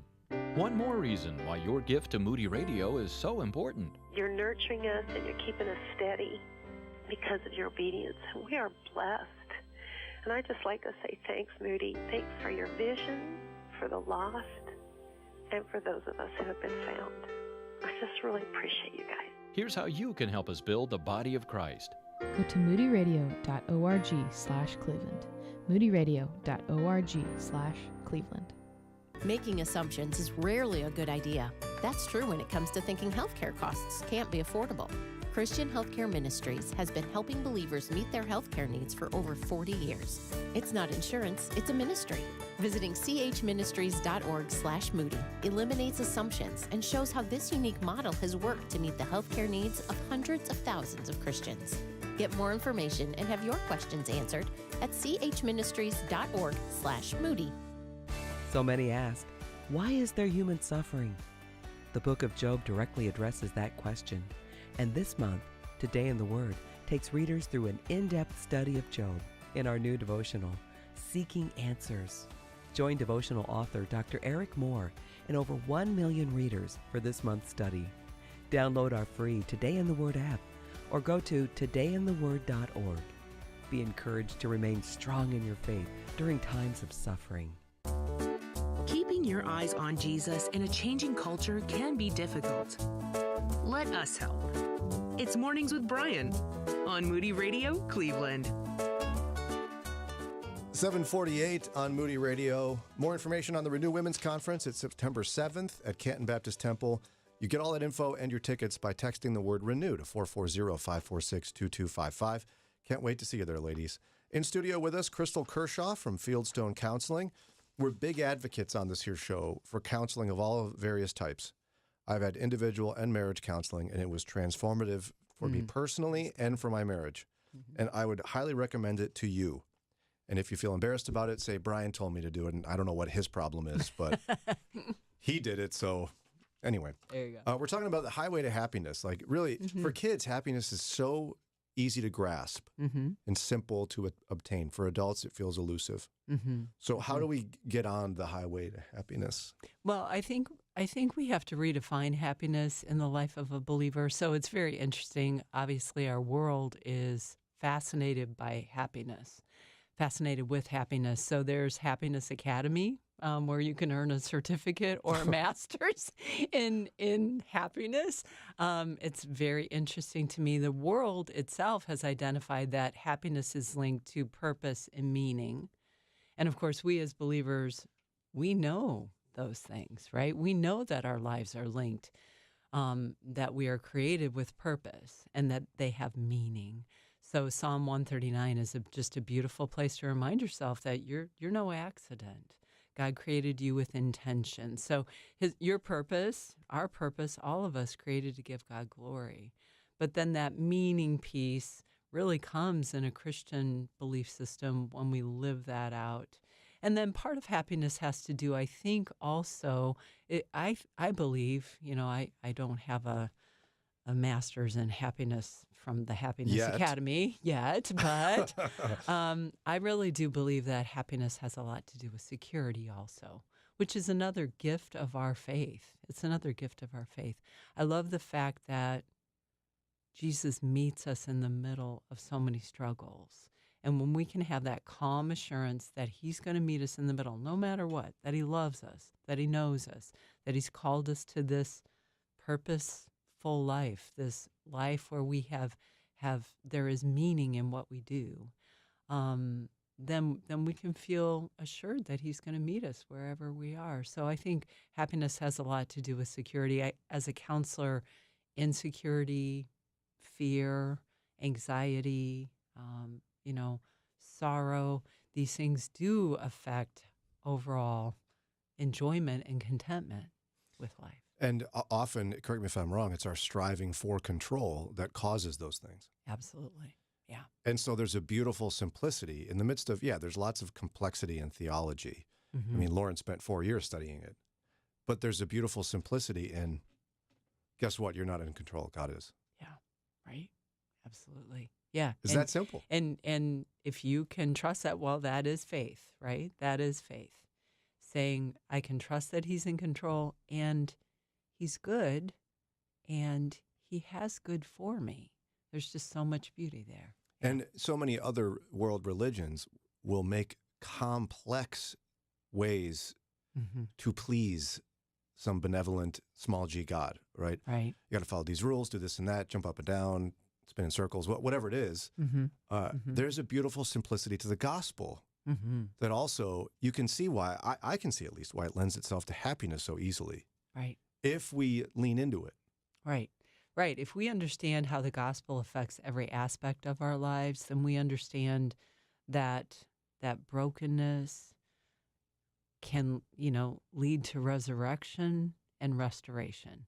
And if we think about that in the patterning of our life, there's so much hope there. I mean, relationships aren't inevitably, doomed to be broken. There can be this sort of resurrection, this redoing, if we follow the patterns and precepts that God lays out for us. The gospel, it just seeps into every aspect of our lives. And you talked about 3 solid truths we need to know, and I think you kind of gave some of these, but let's dig into them. Well, I think when we approach God's word, there's so much there, and people are kind of like, yeah, I know there's a ton in there. Where do I start? So I think in terms of happiness, there's 3 that if you can memorize these truths, if you can have them at the ready, if you can apply them, they're really helpful. So the first one for me is Hebrews 11:6, which talks about what faith is, this full assurance that Christ will meet you in the middle. Hebrews 11:6, the best translation, or the one that I like the best, is one that says, Hebrews 11:6, faith is believing that God is who he says he is and that he's the rewarder, and that's a capital R, rewarder of those who earnestly seek him. So in so many places, I don't know how God is going to meet me in the middle. I don't know where this path is leading. I don't know how this could be used for his glory. But if I can believe and know that he's the rewarder when I earnestly seek him, a reward is a good thing, right? Then that's just so clear for me and so easy to grasp. And I can earnestly seek him. I do that. I need him. What's the next truth? The next truth would be the truth of Proverbs 3, 5, and 6. Trust in the Lord with all your heart. Lean not on your own understanding. In all your ways acknowledge him, and he will direct your path. So rewarder, director of my life, he will direct my path. I think so many of us, and this is where anxiety and depression so often come in. I don't know where my path's going, and I don't know how I'm gonna navigate that path, and I don't know what to do on that path. Well, he'll direct you. And that you trust that ultimately, even in the midst of something horrible, you will get through it. Because that's part of the anxiety, right? It's like, I don't know how I'm going to make it through. I can't make it through this. Absolutely. No, you can. Absolutely. And if you think of God as a director, I mean, if you use the analogy of like a movie, then yeah, he knows that you're moving through, and he knows how to show you how to move through, and he's actually setting the path, right? He's setting that path. What's the third and final truth? The third one is Jeremiah 29:11. This is, the Jeremiah's words to the Israelites also apply to us. For I know the plans I have for you, says the Lord, plans for good and not for evil, plans to give you a future and a hope. So if I can hold on to that, again, planner with a capital P. So rewarder, director, and planner, the keeper of the plan, I can trust. And I know those plans are for good. And I know that they will give me a hope in this future that I don't know what it is.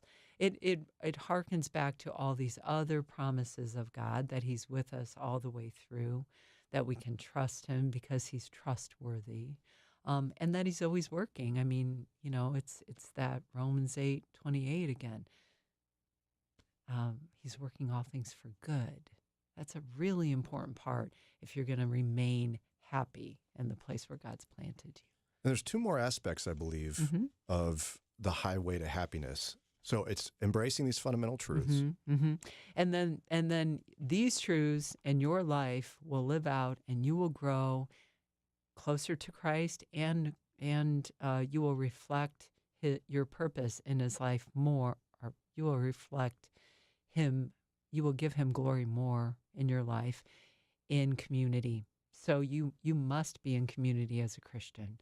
Really, isolation is the enemy of growing closer to Christ and living him out in your day-to-day. So you have to know others, and you have to be known. And there's two sides of that. You need to be proactive about seeking out others and getting to know them and hearing their stories and living life with them.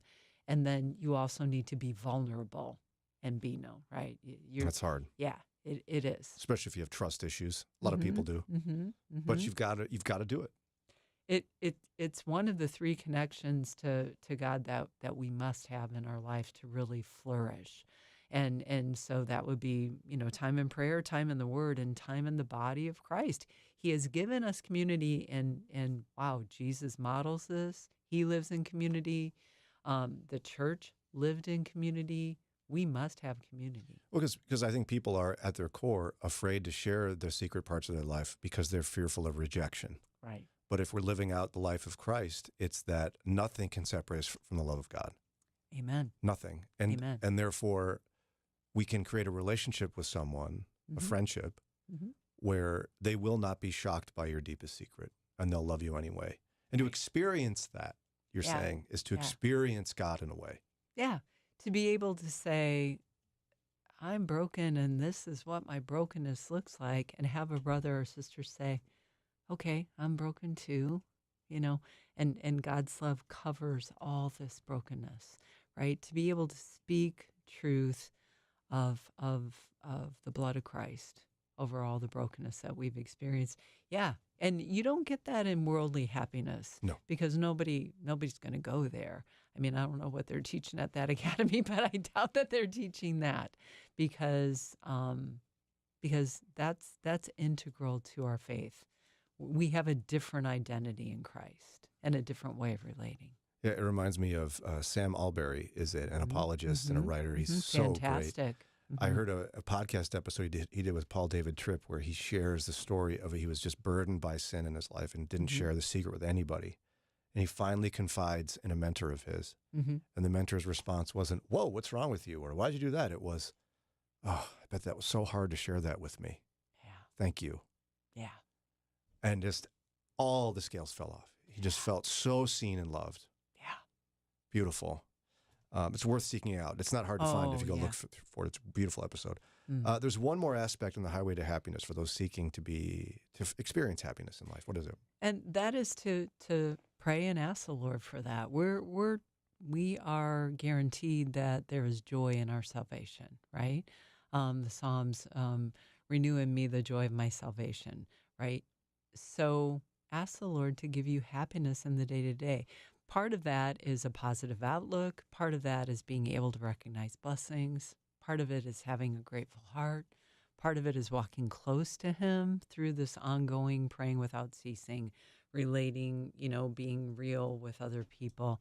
Understanding happiness is not situational. It's a reflection of this deeper fruit of the Spirit, which is joy. And the fruit of the Spirit comes from connection to the vine. So asking the Lord to keep you close.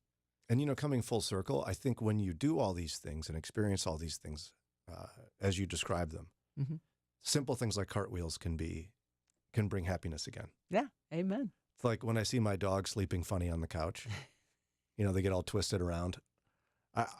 Something little like that can make me laugh or smile. Or one of my kids experiences something simple like a cartwheel or whatever. That's where you suddenly, again, you see it, it's simple, and it brings happiness. Right. Because of the work you've already done with the Lord. Right. And then understanding, and I think sometimes we find happiness blocked when our prayers don't get answered the way we want them to be. Ordered them up, right, the way that and so I think understanding, again, the Lord knows our deepest desires, the desires of our heart, and knows how to fulfill them in ways that are even better than we can. I just had the funniest thing with my granddaughter the other day. She's 2, and I was babysitting her.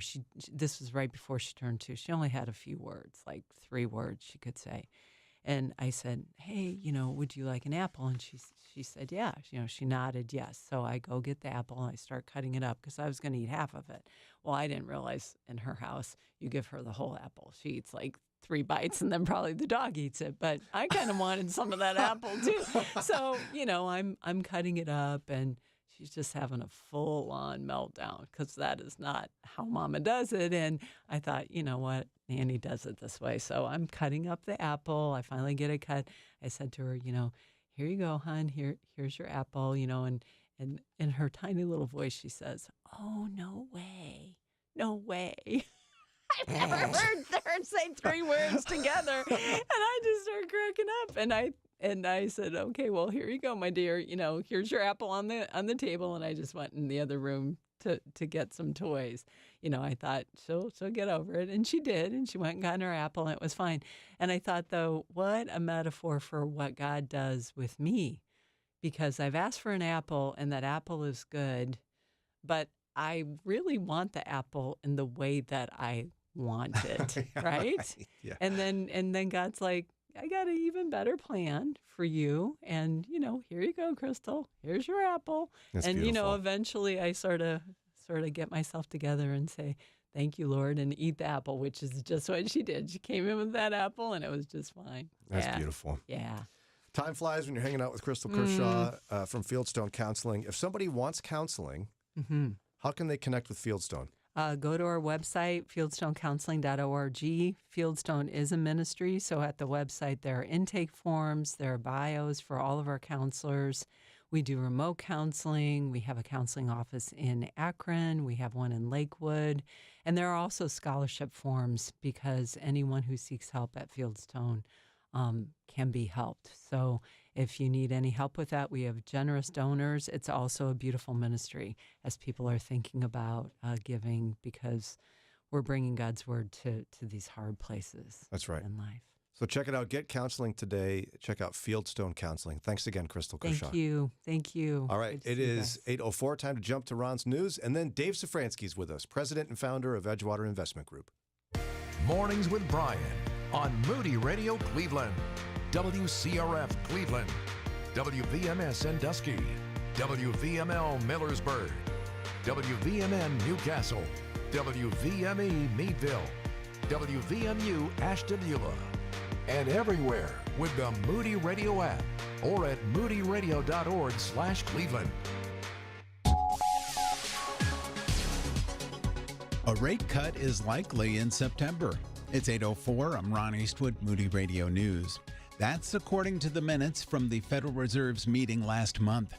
The vast majority of those at the meeting observed that if U.S. financial numbers keep coming in at expectations, then a cut to rates is very probable next month. Cleveland police are releasing pictures of a man who is a person of interest in a hit-and-run incident which killed a child.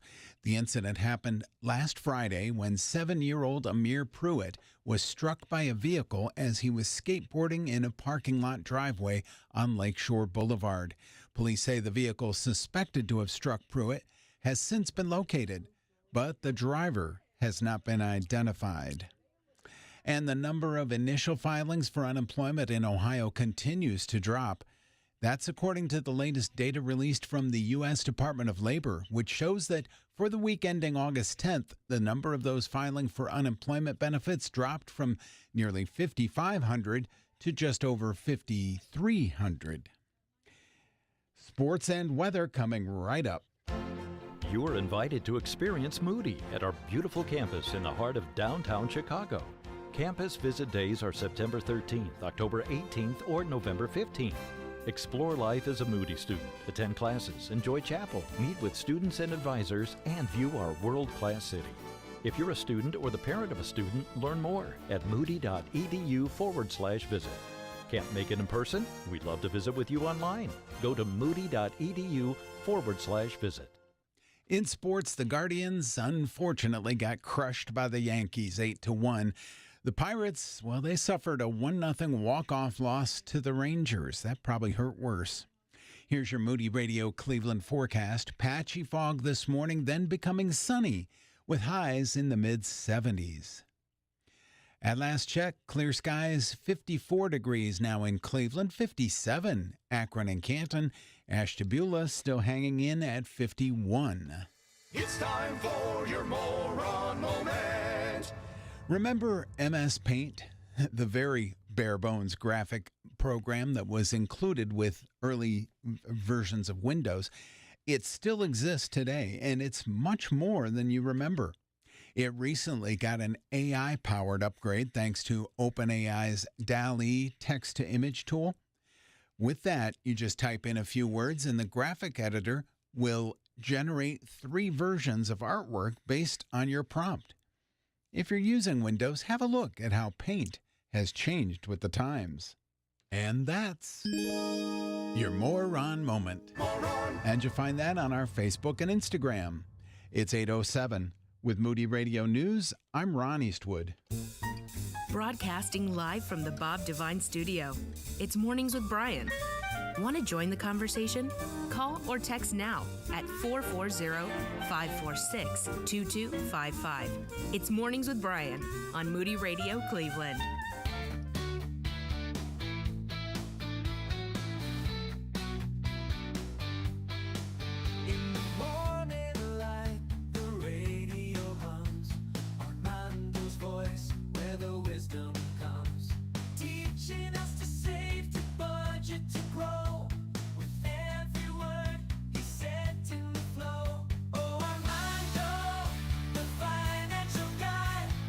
Principles and plans he's right.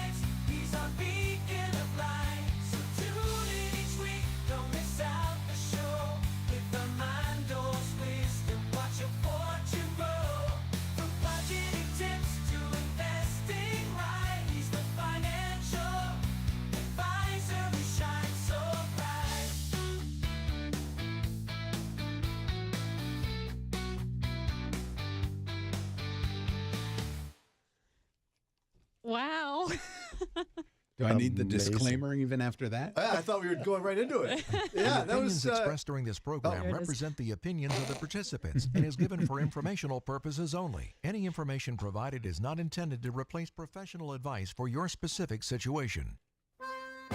And now, He gets 2 jingles. Armando. There's no songs about him. David Szfranski. That was awesome. I mean, AI stretched it just a little bit a few times. Sublime. Come on.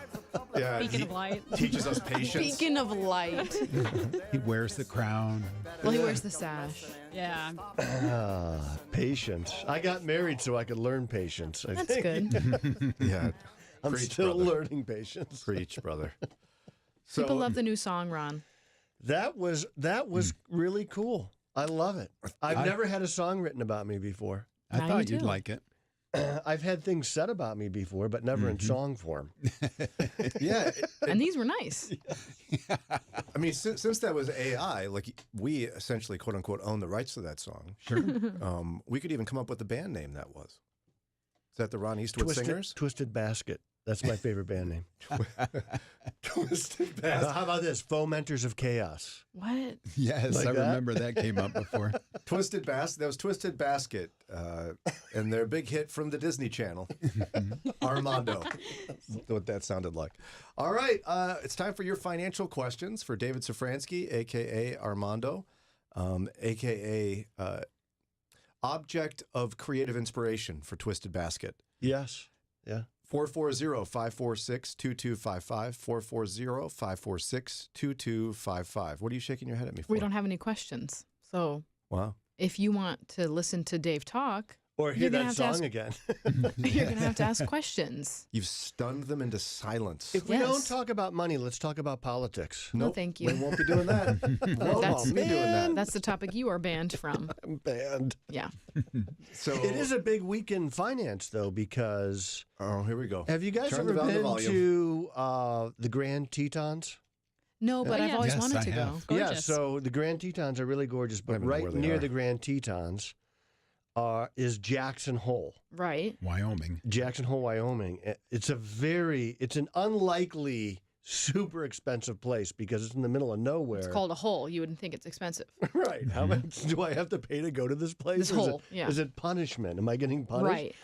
But every year, the Federal Reserve has a symposium there. I was out there one year for the symposium. Not to Did they go to let the you symposium. in? Or you No, did- no, they wouldn't let me in. In fact, they're so secretive about it. You call and you say, hey, where's Why? the symposium? And they're like, we have no idea what you're talking about. It's my money. Why are they being weird about it? I don't know. It's held at a private ranch. It's like 600 acres. And every year, Who one of the goes? intended... Chair Powell! Of course he does. He goes. He was trying to trick Obviously. us. I was trying to trick you. But yesterday, so every month we get this jobs report that comes out, and it's produced by the federal government, by Bureau of Economic Statistics, the Bureau of Labor Statistics, and they revised the last 12 reports yesterday. They revised it slightly downward. They said they overstated the last 12 jobs reports by 818,000 jobs. Whoa. What's a few Wait. 100,000 between friends? 818. The government, the administration really produces the headline report, and the Fed came out yesterday and said, oh, by the way, slightly overestimated by 818,000 jobs. So this headline number that we've been reading has basically been overstated. Some would call it a lie. That would be, so if you're in politics, you say, well, it was overstated. But it's your normal person. You say, so You lied. you lied. Uh-huh. Well, and really what it does is it presents a scenario for the economy where you look at it and you say, well, what we were being told wasn't really happening.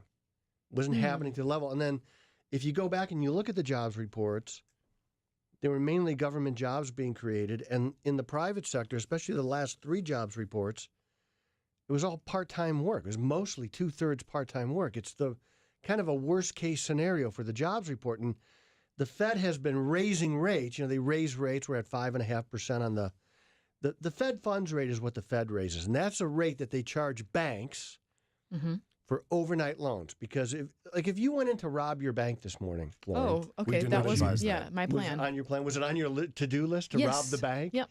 And you said, I want all the money in the vault. They're going to laugh at you because there's not much there. And there's not even a vault. There is a vault. Is there? Yeah, there's a vault. Okay. Because they have safety deposit boxes and things like that. And they do keep some cash on hand. But if you think you're going to get $1 million from a local bank, you're not. Mm-hmm. They just don't have that much money. Banks don't make money by keeping your money in the vault. They make money by doing home loans and car loans and, Interest loans rates. to loaning money out at a rate higher than what they're paying. And if they're too loaned out at the end of the day, the Fed will make them take a loan overnight. That's the rate that they charge banks. And that's what controls every other interest rate. So I heard Ron's news, and I do think that Chair Powell This one is fine. going to lower rates in September. I think the rate lowering regime is going to start in September. It's going to be 25 basis points. Slow. It's going to be low and slow. This Fed is what I would call incremental in nature. They don't take big stuff. moves. They just don't do that. And they're okay. Well, they're way okay being way too late to raise rates because they were way too late to raise rates. And I think they're going to be okay to lower rates, probably slower than what most people would like. Mm-hmm. And they don't want to, I truly believe that they don't want to be involved in this election, but the economy is going to necessitate that they're involved a little bit. And I think it's going to be too late to affect politics because a 25 basis point rate cut right now isn't going to have an effect that's super meaningful. Now, people will go out and they'll do some refinances on it. They'll maybe even buy a house on a lower rate. But the meaningfulness of the rate cuts isn't going to be till next year. The mortgage sharks are already circling me. Lauren, don't you want to come check us out? Pretty soon you you're want to gonna lower want your to. rate? Yeah, pretty soon you're going to want to. Lauren. Did they ever They're say already things circling. like, you have these friends named Dave and Brian who were They told me basically about Costco. economic geniuses? Yeah. And you also Correct. told me about Costco. So Costco, yeah. Yeah, we did. By the way, circling back before the break, what strategy did you use to try to break into this special meeting in Jackson Hole? Did you just pretend like you just belonged walked there? in. Yeah. Well, I called the police department guys, in I'm here. Jackson Hole.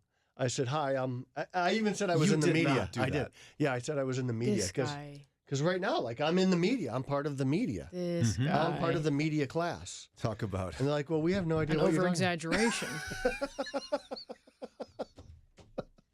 You called the police department? Yeah. And asked them where the meeting is. Well, they probably have some responsibility to provide, low-level security. Right? Jackson Hole, because it's so wealthy. I love you, Dave. Because it's so wealthy, I'm sure that they have some extremely high-profile people that probably helicopter in there. We got to take a break. Yeah, whatever. Take your break, Brian. I just love that you did that. I love it. Lauren can't believe it. I love it. 440-546-2255. More financial questions for Dave Szfranski in just a minute. The following is not an actor, but a real-life story from Trinity Debt Management. My debt problem started probably about 2016. I needed my life to change financially. I called Trinity and I ended up joining based on high credit card bills and high interest rate. And my counselor at Trinity has been great, and Trinity has been helping me to get on the right path of paying off these credit card bills, bringing down the interest rate. They have consolidated my bills into one low monthly payment. And now I am finally getting out of credit card debt. So I just want to say thank you, Trinity, for showing me a better and greater path. If you're in debt and you need help, call Trinity at 1-800-659-9838. My name is Sharon, and soon I will be debt-free for keeps. 1-800-659-9838. 1959, Cuba. This is the biggest demonstration in Cuba's history. Almost 1 million people are here. There is Fidel Castro, the leader. Cuba then became a one-party, communist and atheist state. When the revolution took over in 59, things becomes bad to the churches. But today, this longtime Cuban pastor sees hope. We really think that this is our time to reach our country. Now people are willing to listen to the gospel. Cuba needs Jesus. Cuba needs you. You can be part of something really big. Join TWR in taking the good news of Jesus into Cuba every night by radio. Radio waves can reach everywhere. Any Cuban could listen to the gospel. Partner today with TWR. Go to CubaNeedsJesus.org. And I've always made this promise to Moody listeners. I don't charge anybody to come and see me or to talk to me or anything like that from Moody Radio because a lot of people don't know who to talk to. And so if they call me and talk to me over the phone, I have no skin in the game. I have nothing to gain or to lose by talking to them. I want to make sure people have a place to go. I want to make sure people have a resource to use so that they don't get cheated and robbed and taken advantage of, because I think that Christians should care for Christians. I think that we should reach out to the people who don't know where to go so that they have someplace to go. That's what we do. We take care of our own. Dave Szfranski there, Cute. president and founder of Edgewater Investment Group, known often as cute. Isn't that heartwarming? And let's not get carried away. Let's be factual, Dave. We're not going to stretch anything. All right, 440-546-2255. Let's go to Chris in Akron. What's your question for Dave Szfranski? Yeah, good morning, guys. Truly love the song, the intro song of Dave. I did too. That's great. So I hope this isn't too lengthy, but I had sat down with my financial advisor the other night, and we're getting, my wife and I, closer to retirement. So he mentioned about pulling Social Security. Now, I'm of the old school of saying, hey, I've paid into 45 years. I'd like to start getting as soon as possible. So we're retiring at 62. We mentioned about pulling Social Security at 65, but he mentioned it's guaranteed 8% if you keep waiting till 70. After you achieve full retirement age, if you don't take it, it'll Yeah. grow by 8% a year. Yes. Yes, and so he was saying instead of pulling it early, wait to pull it and just pull from the portfolio. Is that something, Dave? You would Well, you know, it really comes down to how much money you need. If you have bought new golf clubs recently, because if you haven't bought new golf clubs, I would definitely take Social Security and use that money to buy new golf clubs and probably get a country club membership. But in seriousness, though, Dave, like his advisor is probably saying you don't need that money financially. Yeah. Why not wait? Right? If Isn't you that don't- probably if you don't need the money. So there's this, you know, I just did this yesterday with somebody where we calculated a break-even point where if they took it early. So think about this. You're 65 years old and you're going to get $3,000 a month, so $36,000 a year, and you're going to take that for 5 years. So 5 times 36,000 is what? Don't look I at knew me. it. I knew you wouldn't do it. 180,000. Yeah, 180,000. That's easy math. Ron did it very quickly. Probably on his fingers. He might have his shoes off right now. We don't know. He Can't does. see He him. doesn't wear shoes. Yeah. Yes, he's counting on his hairy toes. The increase in your Social Security at age 70, okay, so let's say it's another $600 a month. Well, it's going to take you a long time to break even on that $136,000 by getting another $700 a month. Now, you could find this out, what the difference in payment is, by going to ssa.gov and setting up your account. And you could just get your Social Security statement right there. They usually send it to you on your birthday, but you can get it anytime you want. And these are the calculations that I would do. Like, if, for instance, if everybody in your family dies at 72, I would take it early. Probably you're going to live longer because we take better care of ourselves right now. But these are the things that we think about. And, of course, your financial advisor knows your financial situation better than I do. And if you trust him, that person, you hired him for a reason. You might want to take his advice. So it can be good advice, and you perhaps have given that advice to wait. Oh yeah, until yeah, 70 absolutely. to get. Okay. Yeah.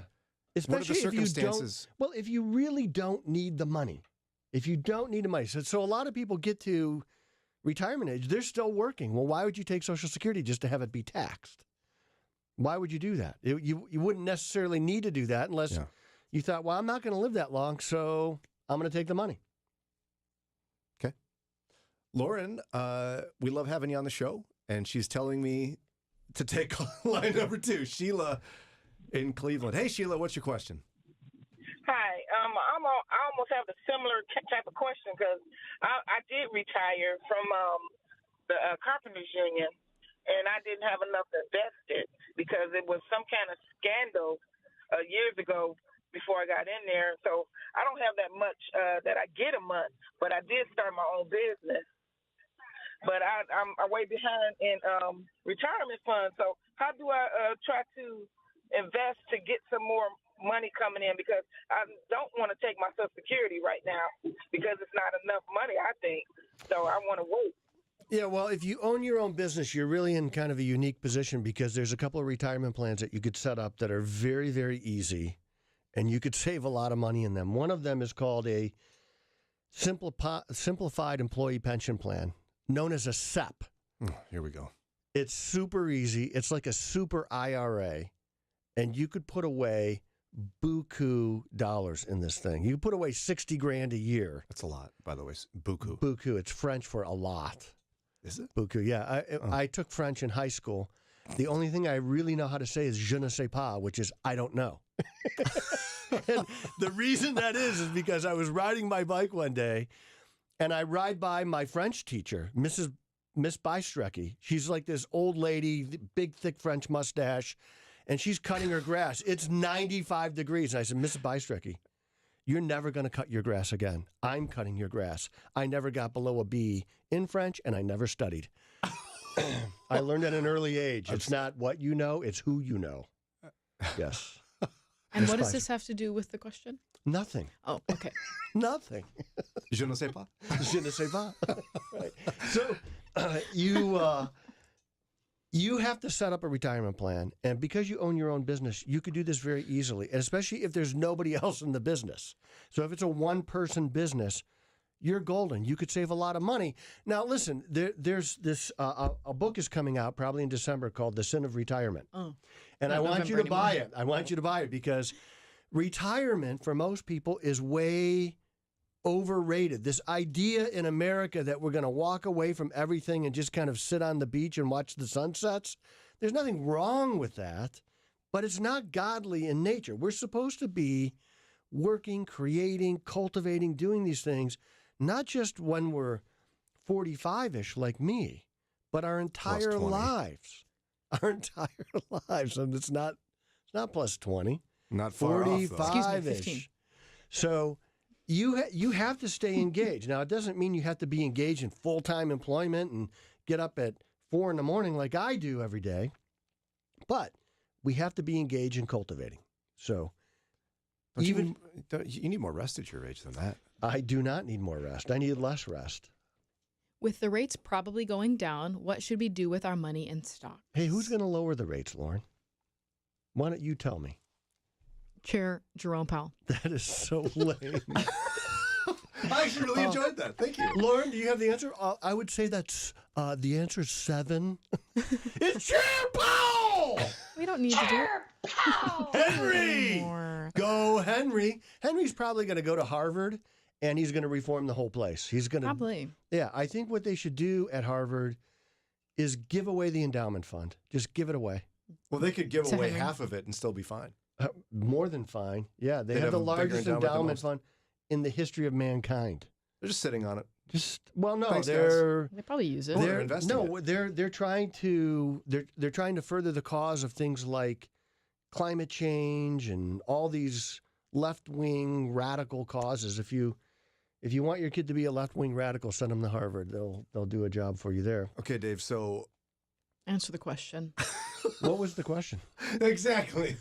With the rates probably going down, what should we do with our money in stocks?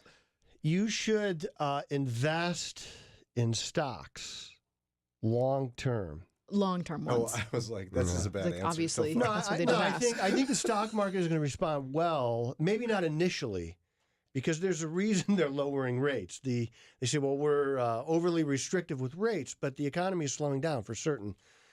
But there are things that will benefit dramatically from lower interest rates, like real estate, for instance. Mm-hmm. So these big home builders, the Toll Brothers of the world, people like that, publicly traded, they will do very well in a lower interest rate environment. Small cap stocks, the highly levered smaller companies tend to do very well in lower interest rates. I would look there. I think the Magnificent Seven, these big tech funds, the AI guys, the the people that wrote my song for me that was so expertly done, they're going to do very well in lower interest rate environment. The country itself really does better in a low interest rate environment. And I think the next administration, whoever that is, if they really want the economy to boom, you've got low interest rates. We've got a lot of cheap energy. I was just reading this chart. It was a great depiction of successful, wealthy economies. They're all cheap energy based. If you don't have cheap energy, it is very difficult to be a wealthy economy. The things like the new green, EVs are here to stay. They're not going anywhere. I think you're probably going to get maybe 7 to 10% long-term implementation of EVs. There just isn't infrastructure really to charge them. And even if there was, it takes 2 hours to charge an EV. So you're going to go, you're on a trip or you're someplace and you got the kids in the car, Lauren, and one of them's got a full diaper, the other one's got an empty stomach, and you've got 2 miles left on your EV and you've got to stop and charge it for 2 hours. Mm-hmm. How does that really work with anybody's lifestyle? No. So I think you're going to get some minor implementation over time, but the mother's milk of an economy, of a free market economy, is cheap, reliable, renewable energy, oil and gas. That's what the next administration is going to have to do. He said milk again. It's hard to just go. I can't go past it because that's not how you say it, Lauren. I know. Yeah. All right. Dave Szfranski with us, president and founder of Edgewater Investment Group. It's like a cold cup of milk. We don't know what that is, but it's like that. I don't actually drink milk, but call or text right now with your questions. 440-546-2255. Even pastors and leaders are leaving. Where is this happening? Cuba. Hi, I'm Andy Napier, and this is Footsteps from TWR. Our guest is TWR's Annabelle Torrealba. Our topic, Reaching Cuba with the Gospel. And Annabelle, with the social, economic, and political challenges in Cuba, many people are fleeing that island nation. And this mass exodus is impacting the church in Cuba, right? What is happening in Cuba is that even pastors and leaders are leaving, and the churches are in need of people to bring the Word of God. We are doing some work, but they need also pastors and leaders that can stay and keep the hope among them, because many pastors and leaders that used to be in front of those little churches, because if you don't know, in Cuba, there are churches, but mostly in houses. So they gather in any house and they listen to the pastor. Like our partner, Alberto, he used to go to different churches just because recently he went to one church and he was preaching for hours and people didn't want him to leave because they were so thirsty for hope. So they are trying to do their best, the ones that are still there, like Alberto. Please pray for a new generation of church leaders in Cuba and pray for TWR's outreach into that spiritually thirsty land. To learn more, go to twr.org/footsteps. Footsteps is a production of TWR. Moody Radio is thankful for listeners and support from businesses like Duma Meats and Farm Market. Duma Meats and Farm Market, supporting Moody Radio in Cleveland and surrounding areas. More information about Duma Meats and Farm Market is at dumameats.com. Moody Radio is thankful for The Forge, the latest movie from the Kendrick brothers about the lasting influence one person can have on another through discipleship. But what does discipleship look like? When someone comes to Christ, it's only the beginning. A new believer is a spiritual infant who needs mature believers around them who will show them the way and help them grow in God's Word. The Forge, in theaters August 23rd. Rated PG, parental guidance suggested. I'll be in airports coming up, so I'll be getting a Starbucks, and I always tell them my name is Armando because when I was in Miami one time, they said latte for Dave, and 14 people stood up. I'm like, well, that's not going to happen again. So now I'm Armando to coffee shops, and whenever I put in a reservation at a restaurant or anything like that, my name's Armando. That's where that comes from, in case you're curious. I was with Mayor Phil in Amish country, and they said, name for the reservation? And I looked at Phil. I said, Armando. He said, I knew you were going to do that. Yep, and if you don't know, so it's a long story, but I'll do the short version. Somebody said, oh, we should have a fictional town in Ohio called Armandoville. Yeah. Because you call yourself Armando. And then our friend Phil, who listens to the show, great guy, he declared himself to be mayor of Armandoville, and you agreed. He has. So we call him is Mr. the mayor Mayor because he has a sash that says Mr. Mayor. Yeah. Yes. That you bought for him, I'm sure. Well, that's irrelevant, Daria. 440-546-2255. Financial questions for David Szfranski, a.k.a. Armando. What budget for dummies plan do you suggest, and why does it tend to be so difficult for spouses to work together? Because our wives. You asked that second part? Because our wives are just difficult. That's why.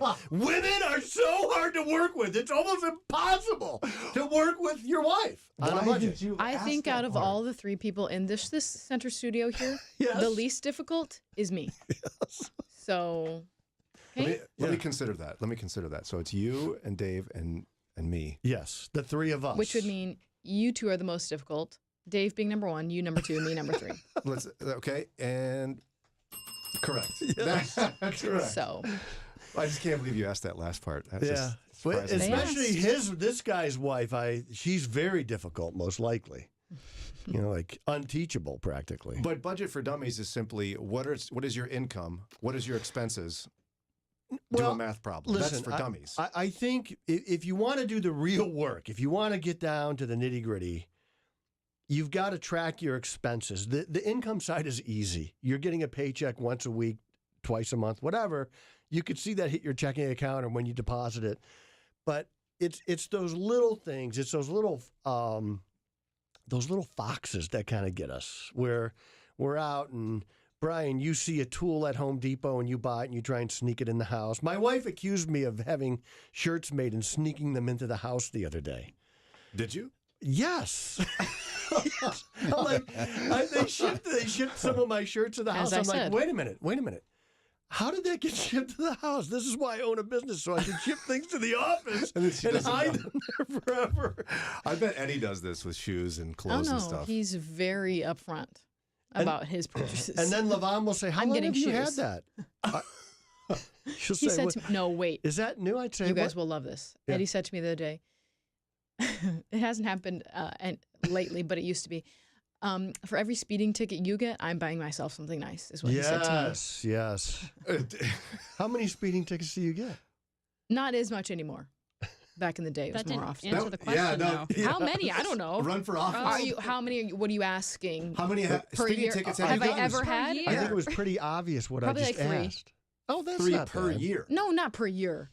3. Ever had, probably 3. Oh, okay. That red doesn't give me lights, heartburn. that's a different story. Red light cameras, that's a different story.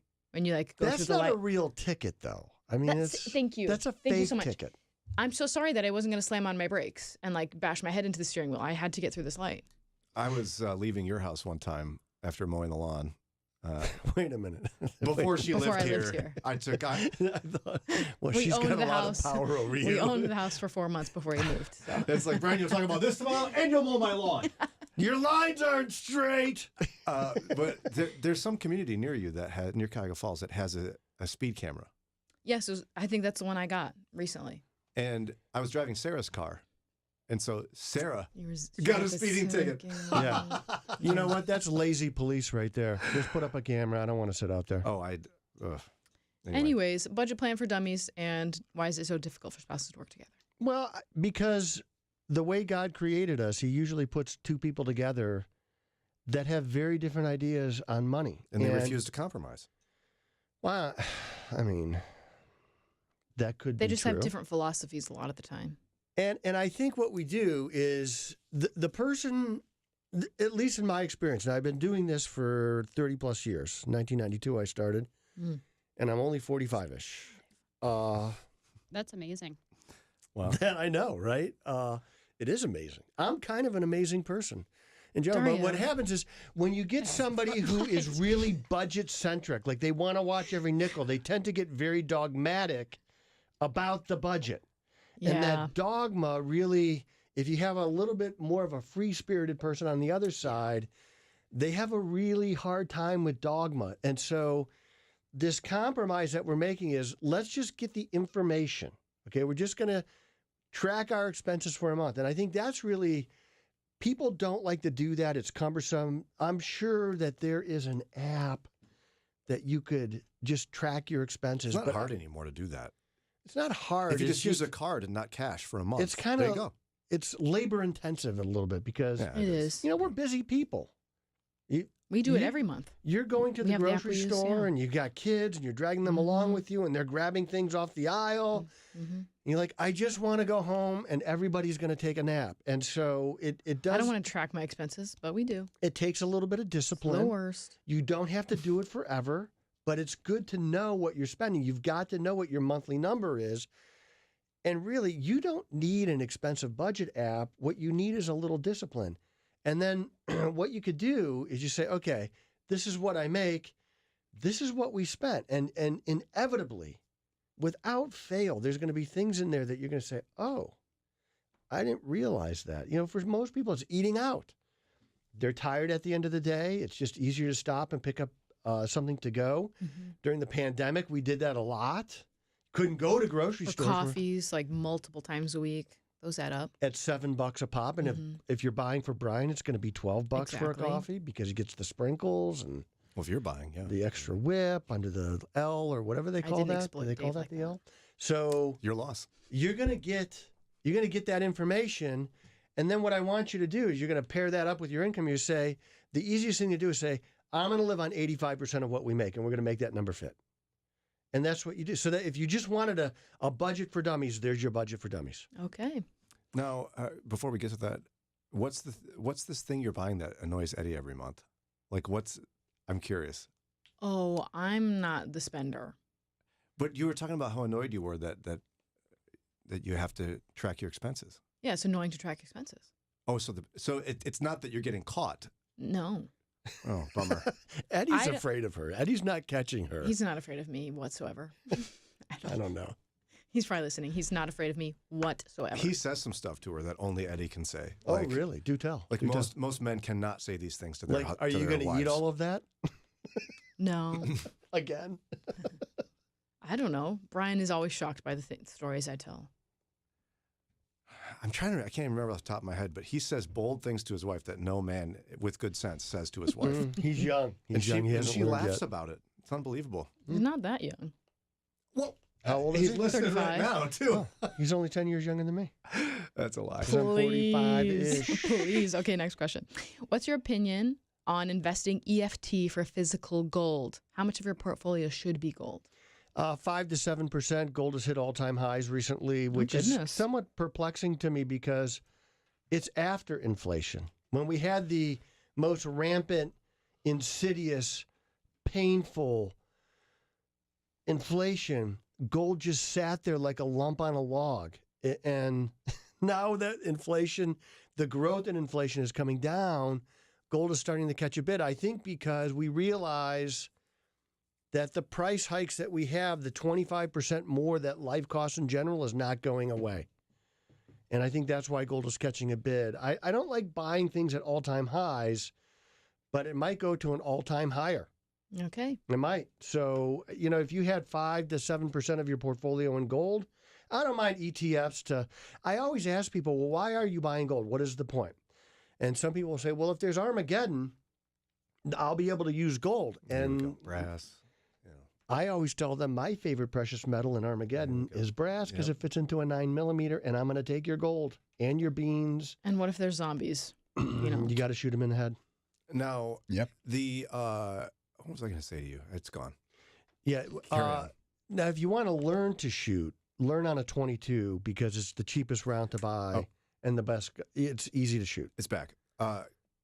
In particular, as I recall, Fox News has a lot of ads for buying gold. A lot of people do right now. Yeah. And so a lot of that, you're saying there's a lot of hype there. You can have a little bit of it, but don't, these like, hey, buy all of your, put all your money in gold. Call us now. You get this commemorative coin. There's this economics term called diminishing marginal returns. I'm bored already. And what it means is I love Costco cake. Well, that's true. We had these people staying with us last week. Okay. 6 people. Okay. And a family that we go to the Amazon with, and a bunch of their kids, and a fiance. And the fiance's dad is a general manager of a Costco. And when I found this out, I said to my friend Tim, your kid is marrying into royalty. You don't understand. Who cares if she's totally insane? Her dad. You get cake. You're gonna get a her discount. dad on is cake, a general probably. manager of a Costco. That is highfalutin. So anyway, what was I saying? No one knows. I tell you, ADHD is real. It was diminishing marginal returns. Costco cake. You get one piece, you love it. You get a second piece, you love it, but a little less. The third piece, you like it, but I've had enough cake. You're just getting less utility out of each piece. It's less meaningful. So I think with gold, with investments, a little bit goes a long way, but too much of anything is too much of anything. And so 5, 6, 7%. I made my way back. I did it. I did the round trip. All right, that's Dave Szfranski, president and founder of Edgewater Investment Group. Get your financial questions in. A few more minutes to go. 440-546-2255. Moody Radio is thankful for support for businesses across the country, like Fellowship Home Loans. Whether purchasing or refinancing a home, Mike and Brian walk hand in hand with clients through the whole process.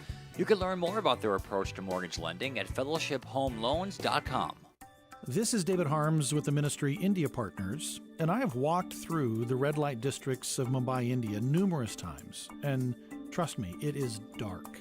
Young girls have no joy in their eyes because they feel they have no future, and they'll be stuck in the trade for the rest of their lives. But once they get into a safe house run by India Partners, well, just listen.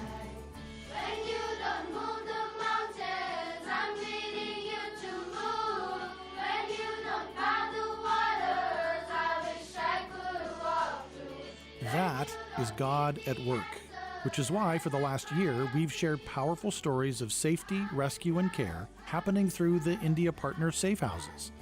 These girls are safe from harm, well cared for, and introduced to the transforming and healing love of Jesus. Learn more about the power of rescue and care in a safe house at indiapartners.org/Moody.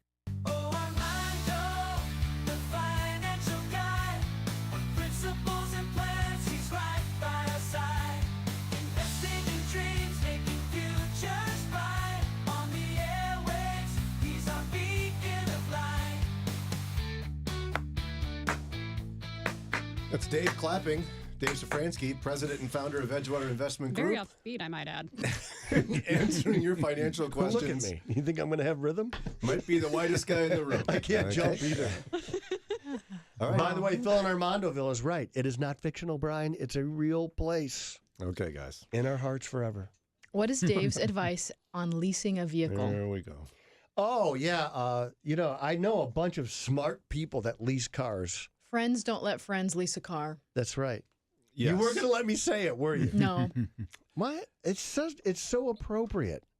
It's so appropriate. But Dave, why do people get mad at appropriate things? Because they've leased a car and now they feel bad about it. No, but with caveats, there are some people where it could make sense to lease. Who is that person? A little old lady who doesn't ever want to have to fix a car. Income is not really a problem. You know, someone who works at home doesn't commute to work and doesn't drive a lot. That could be somebody who, like, that's not a little old lady, Dave. But if you commute to work, you're probably not a good candidate. You're probably not a good candidate.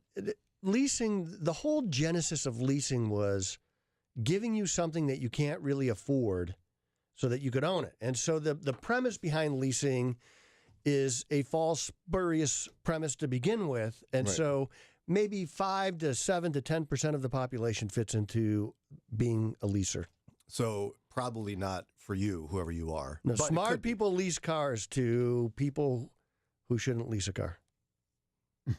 Well said. We'll go to the phones now, 440-546-2255. Cindy in Pennsylvania. What's your question for Dave? Okay, so I'm 75, retired, working part-time. The home that I've been renting for 21 years, the landlord is selling, and he's giving me a really good price because I've rented it for so long. Anyhow, it needs some renovations. My question is, would I be better off to do a renovation loan? There will be equity in the house of about, my guess is $40,000. And would I be better off to do a renovation loan or do a home equity loan after we close? Let me ask you this. How close to Pittsburgh do you live? About 2 hours away. I'm between that's Pittsburgh good. and Erie. Can you smell it, though? Like, if you take a deep breath, can you smell Pittsburgh? Gosh, no. Okay, good. No. I heard a rumor once that the women in Pittsburgh don't shave their armpits. I don't know if that's true or not. What? The women in Pittsburgh do not shave their never armpits. heard that. Well, The rest of us Or have their not legs. heard that. So, Dave. Yes. What do you say what kind to of her? loan? What's the question? Oh No, I'm my just kidding. I know the question. Having equity of $40,000 may not be enough for an equity loan, right? No, it would be enough. Maybe. I like a home equity loan for the have-to renovations, and you also like a HELOC. Well, it's the same thing. We're talking about the same thing, but we're just calling it different names. So a renovation loan. There's no such thing as a renovation loan. It's a home equity line of credit. It's a refi kind of. You've bought the house. You've got a primary mortgage on it. There's some equity in it. You're gonna borrow against that equity. You could do a cash out primary mortgage. So you're going to buy the house. I'm just picking numbers. I don't know what she's going to buy for. You're going to buy the house for $100, but you're actually going to borrow on a primary loan $120. You can do that. Those cash out loans do still exist. And if she's got really good credit, she could get one of those. That would be my first choice because the interest rate in general is going to be lower. If you could wait till January, I think you're going to get 0.75 of a point lower. And that's good. Yeah. Almost a full percentage point lower in your mortgage. That would be great. So I would stretch this out. I got an email while we've been sitting here. Someone saying, "Come on, don't you refinance?" Well, they know your interest rate's like 400%. 5 billion%. Yeah. Brian and I are basically financial gurus. Yeah. We could write a book on how to take a bank. We basically, somebody call the police. There's been a robbery. Our mortgages. Yeah. We basically stole from the bank. Yeah, well, sorry. Whenever I hit a great drive on the golf course, I say, somebody call the police. There's been a murder. I just killed that golf ball. That's so cringy. He cracks himself up. Wow. Okay. I owe the IRS approximately $3,000. This is not you. Get out of the country. No. I have approximately $5,000 in savings. I do have a payment plan in place, but I'm wondering if I should pay it off. I make enough to make the payment along with my other bills, but I recently took a lesser paying job, and it's harder to put money into savings. Should I take the money from savings or make the payment over 3 years? I know they will take my refund if there is one, so it should pay it off quicker. Thoughts? Well, to me, it's a math question. What's the interest rate they're charging you? If it's way higher than your savings account, I'd just pay it off. There's nothing like the IRS in your back pocket. They don't go away. They never stop looking for you. They're always lurking.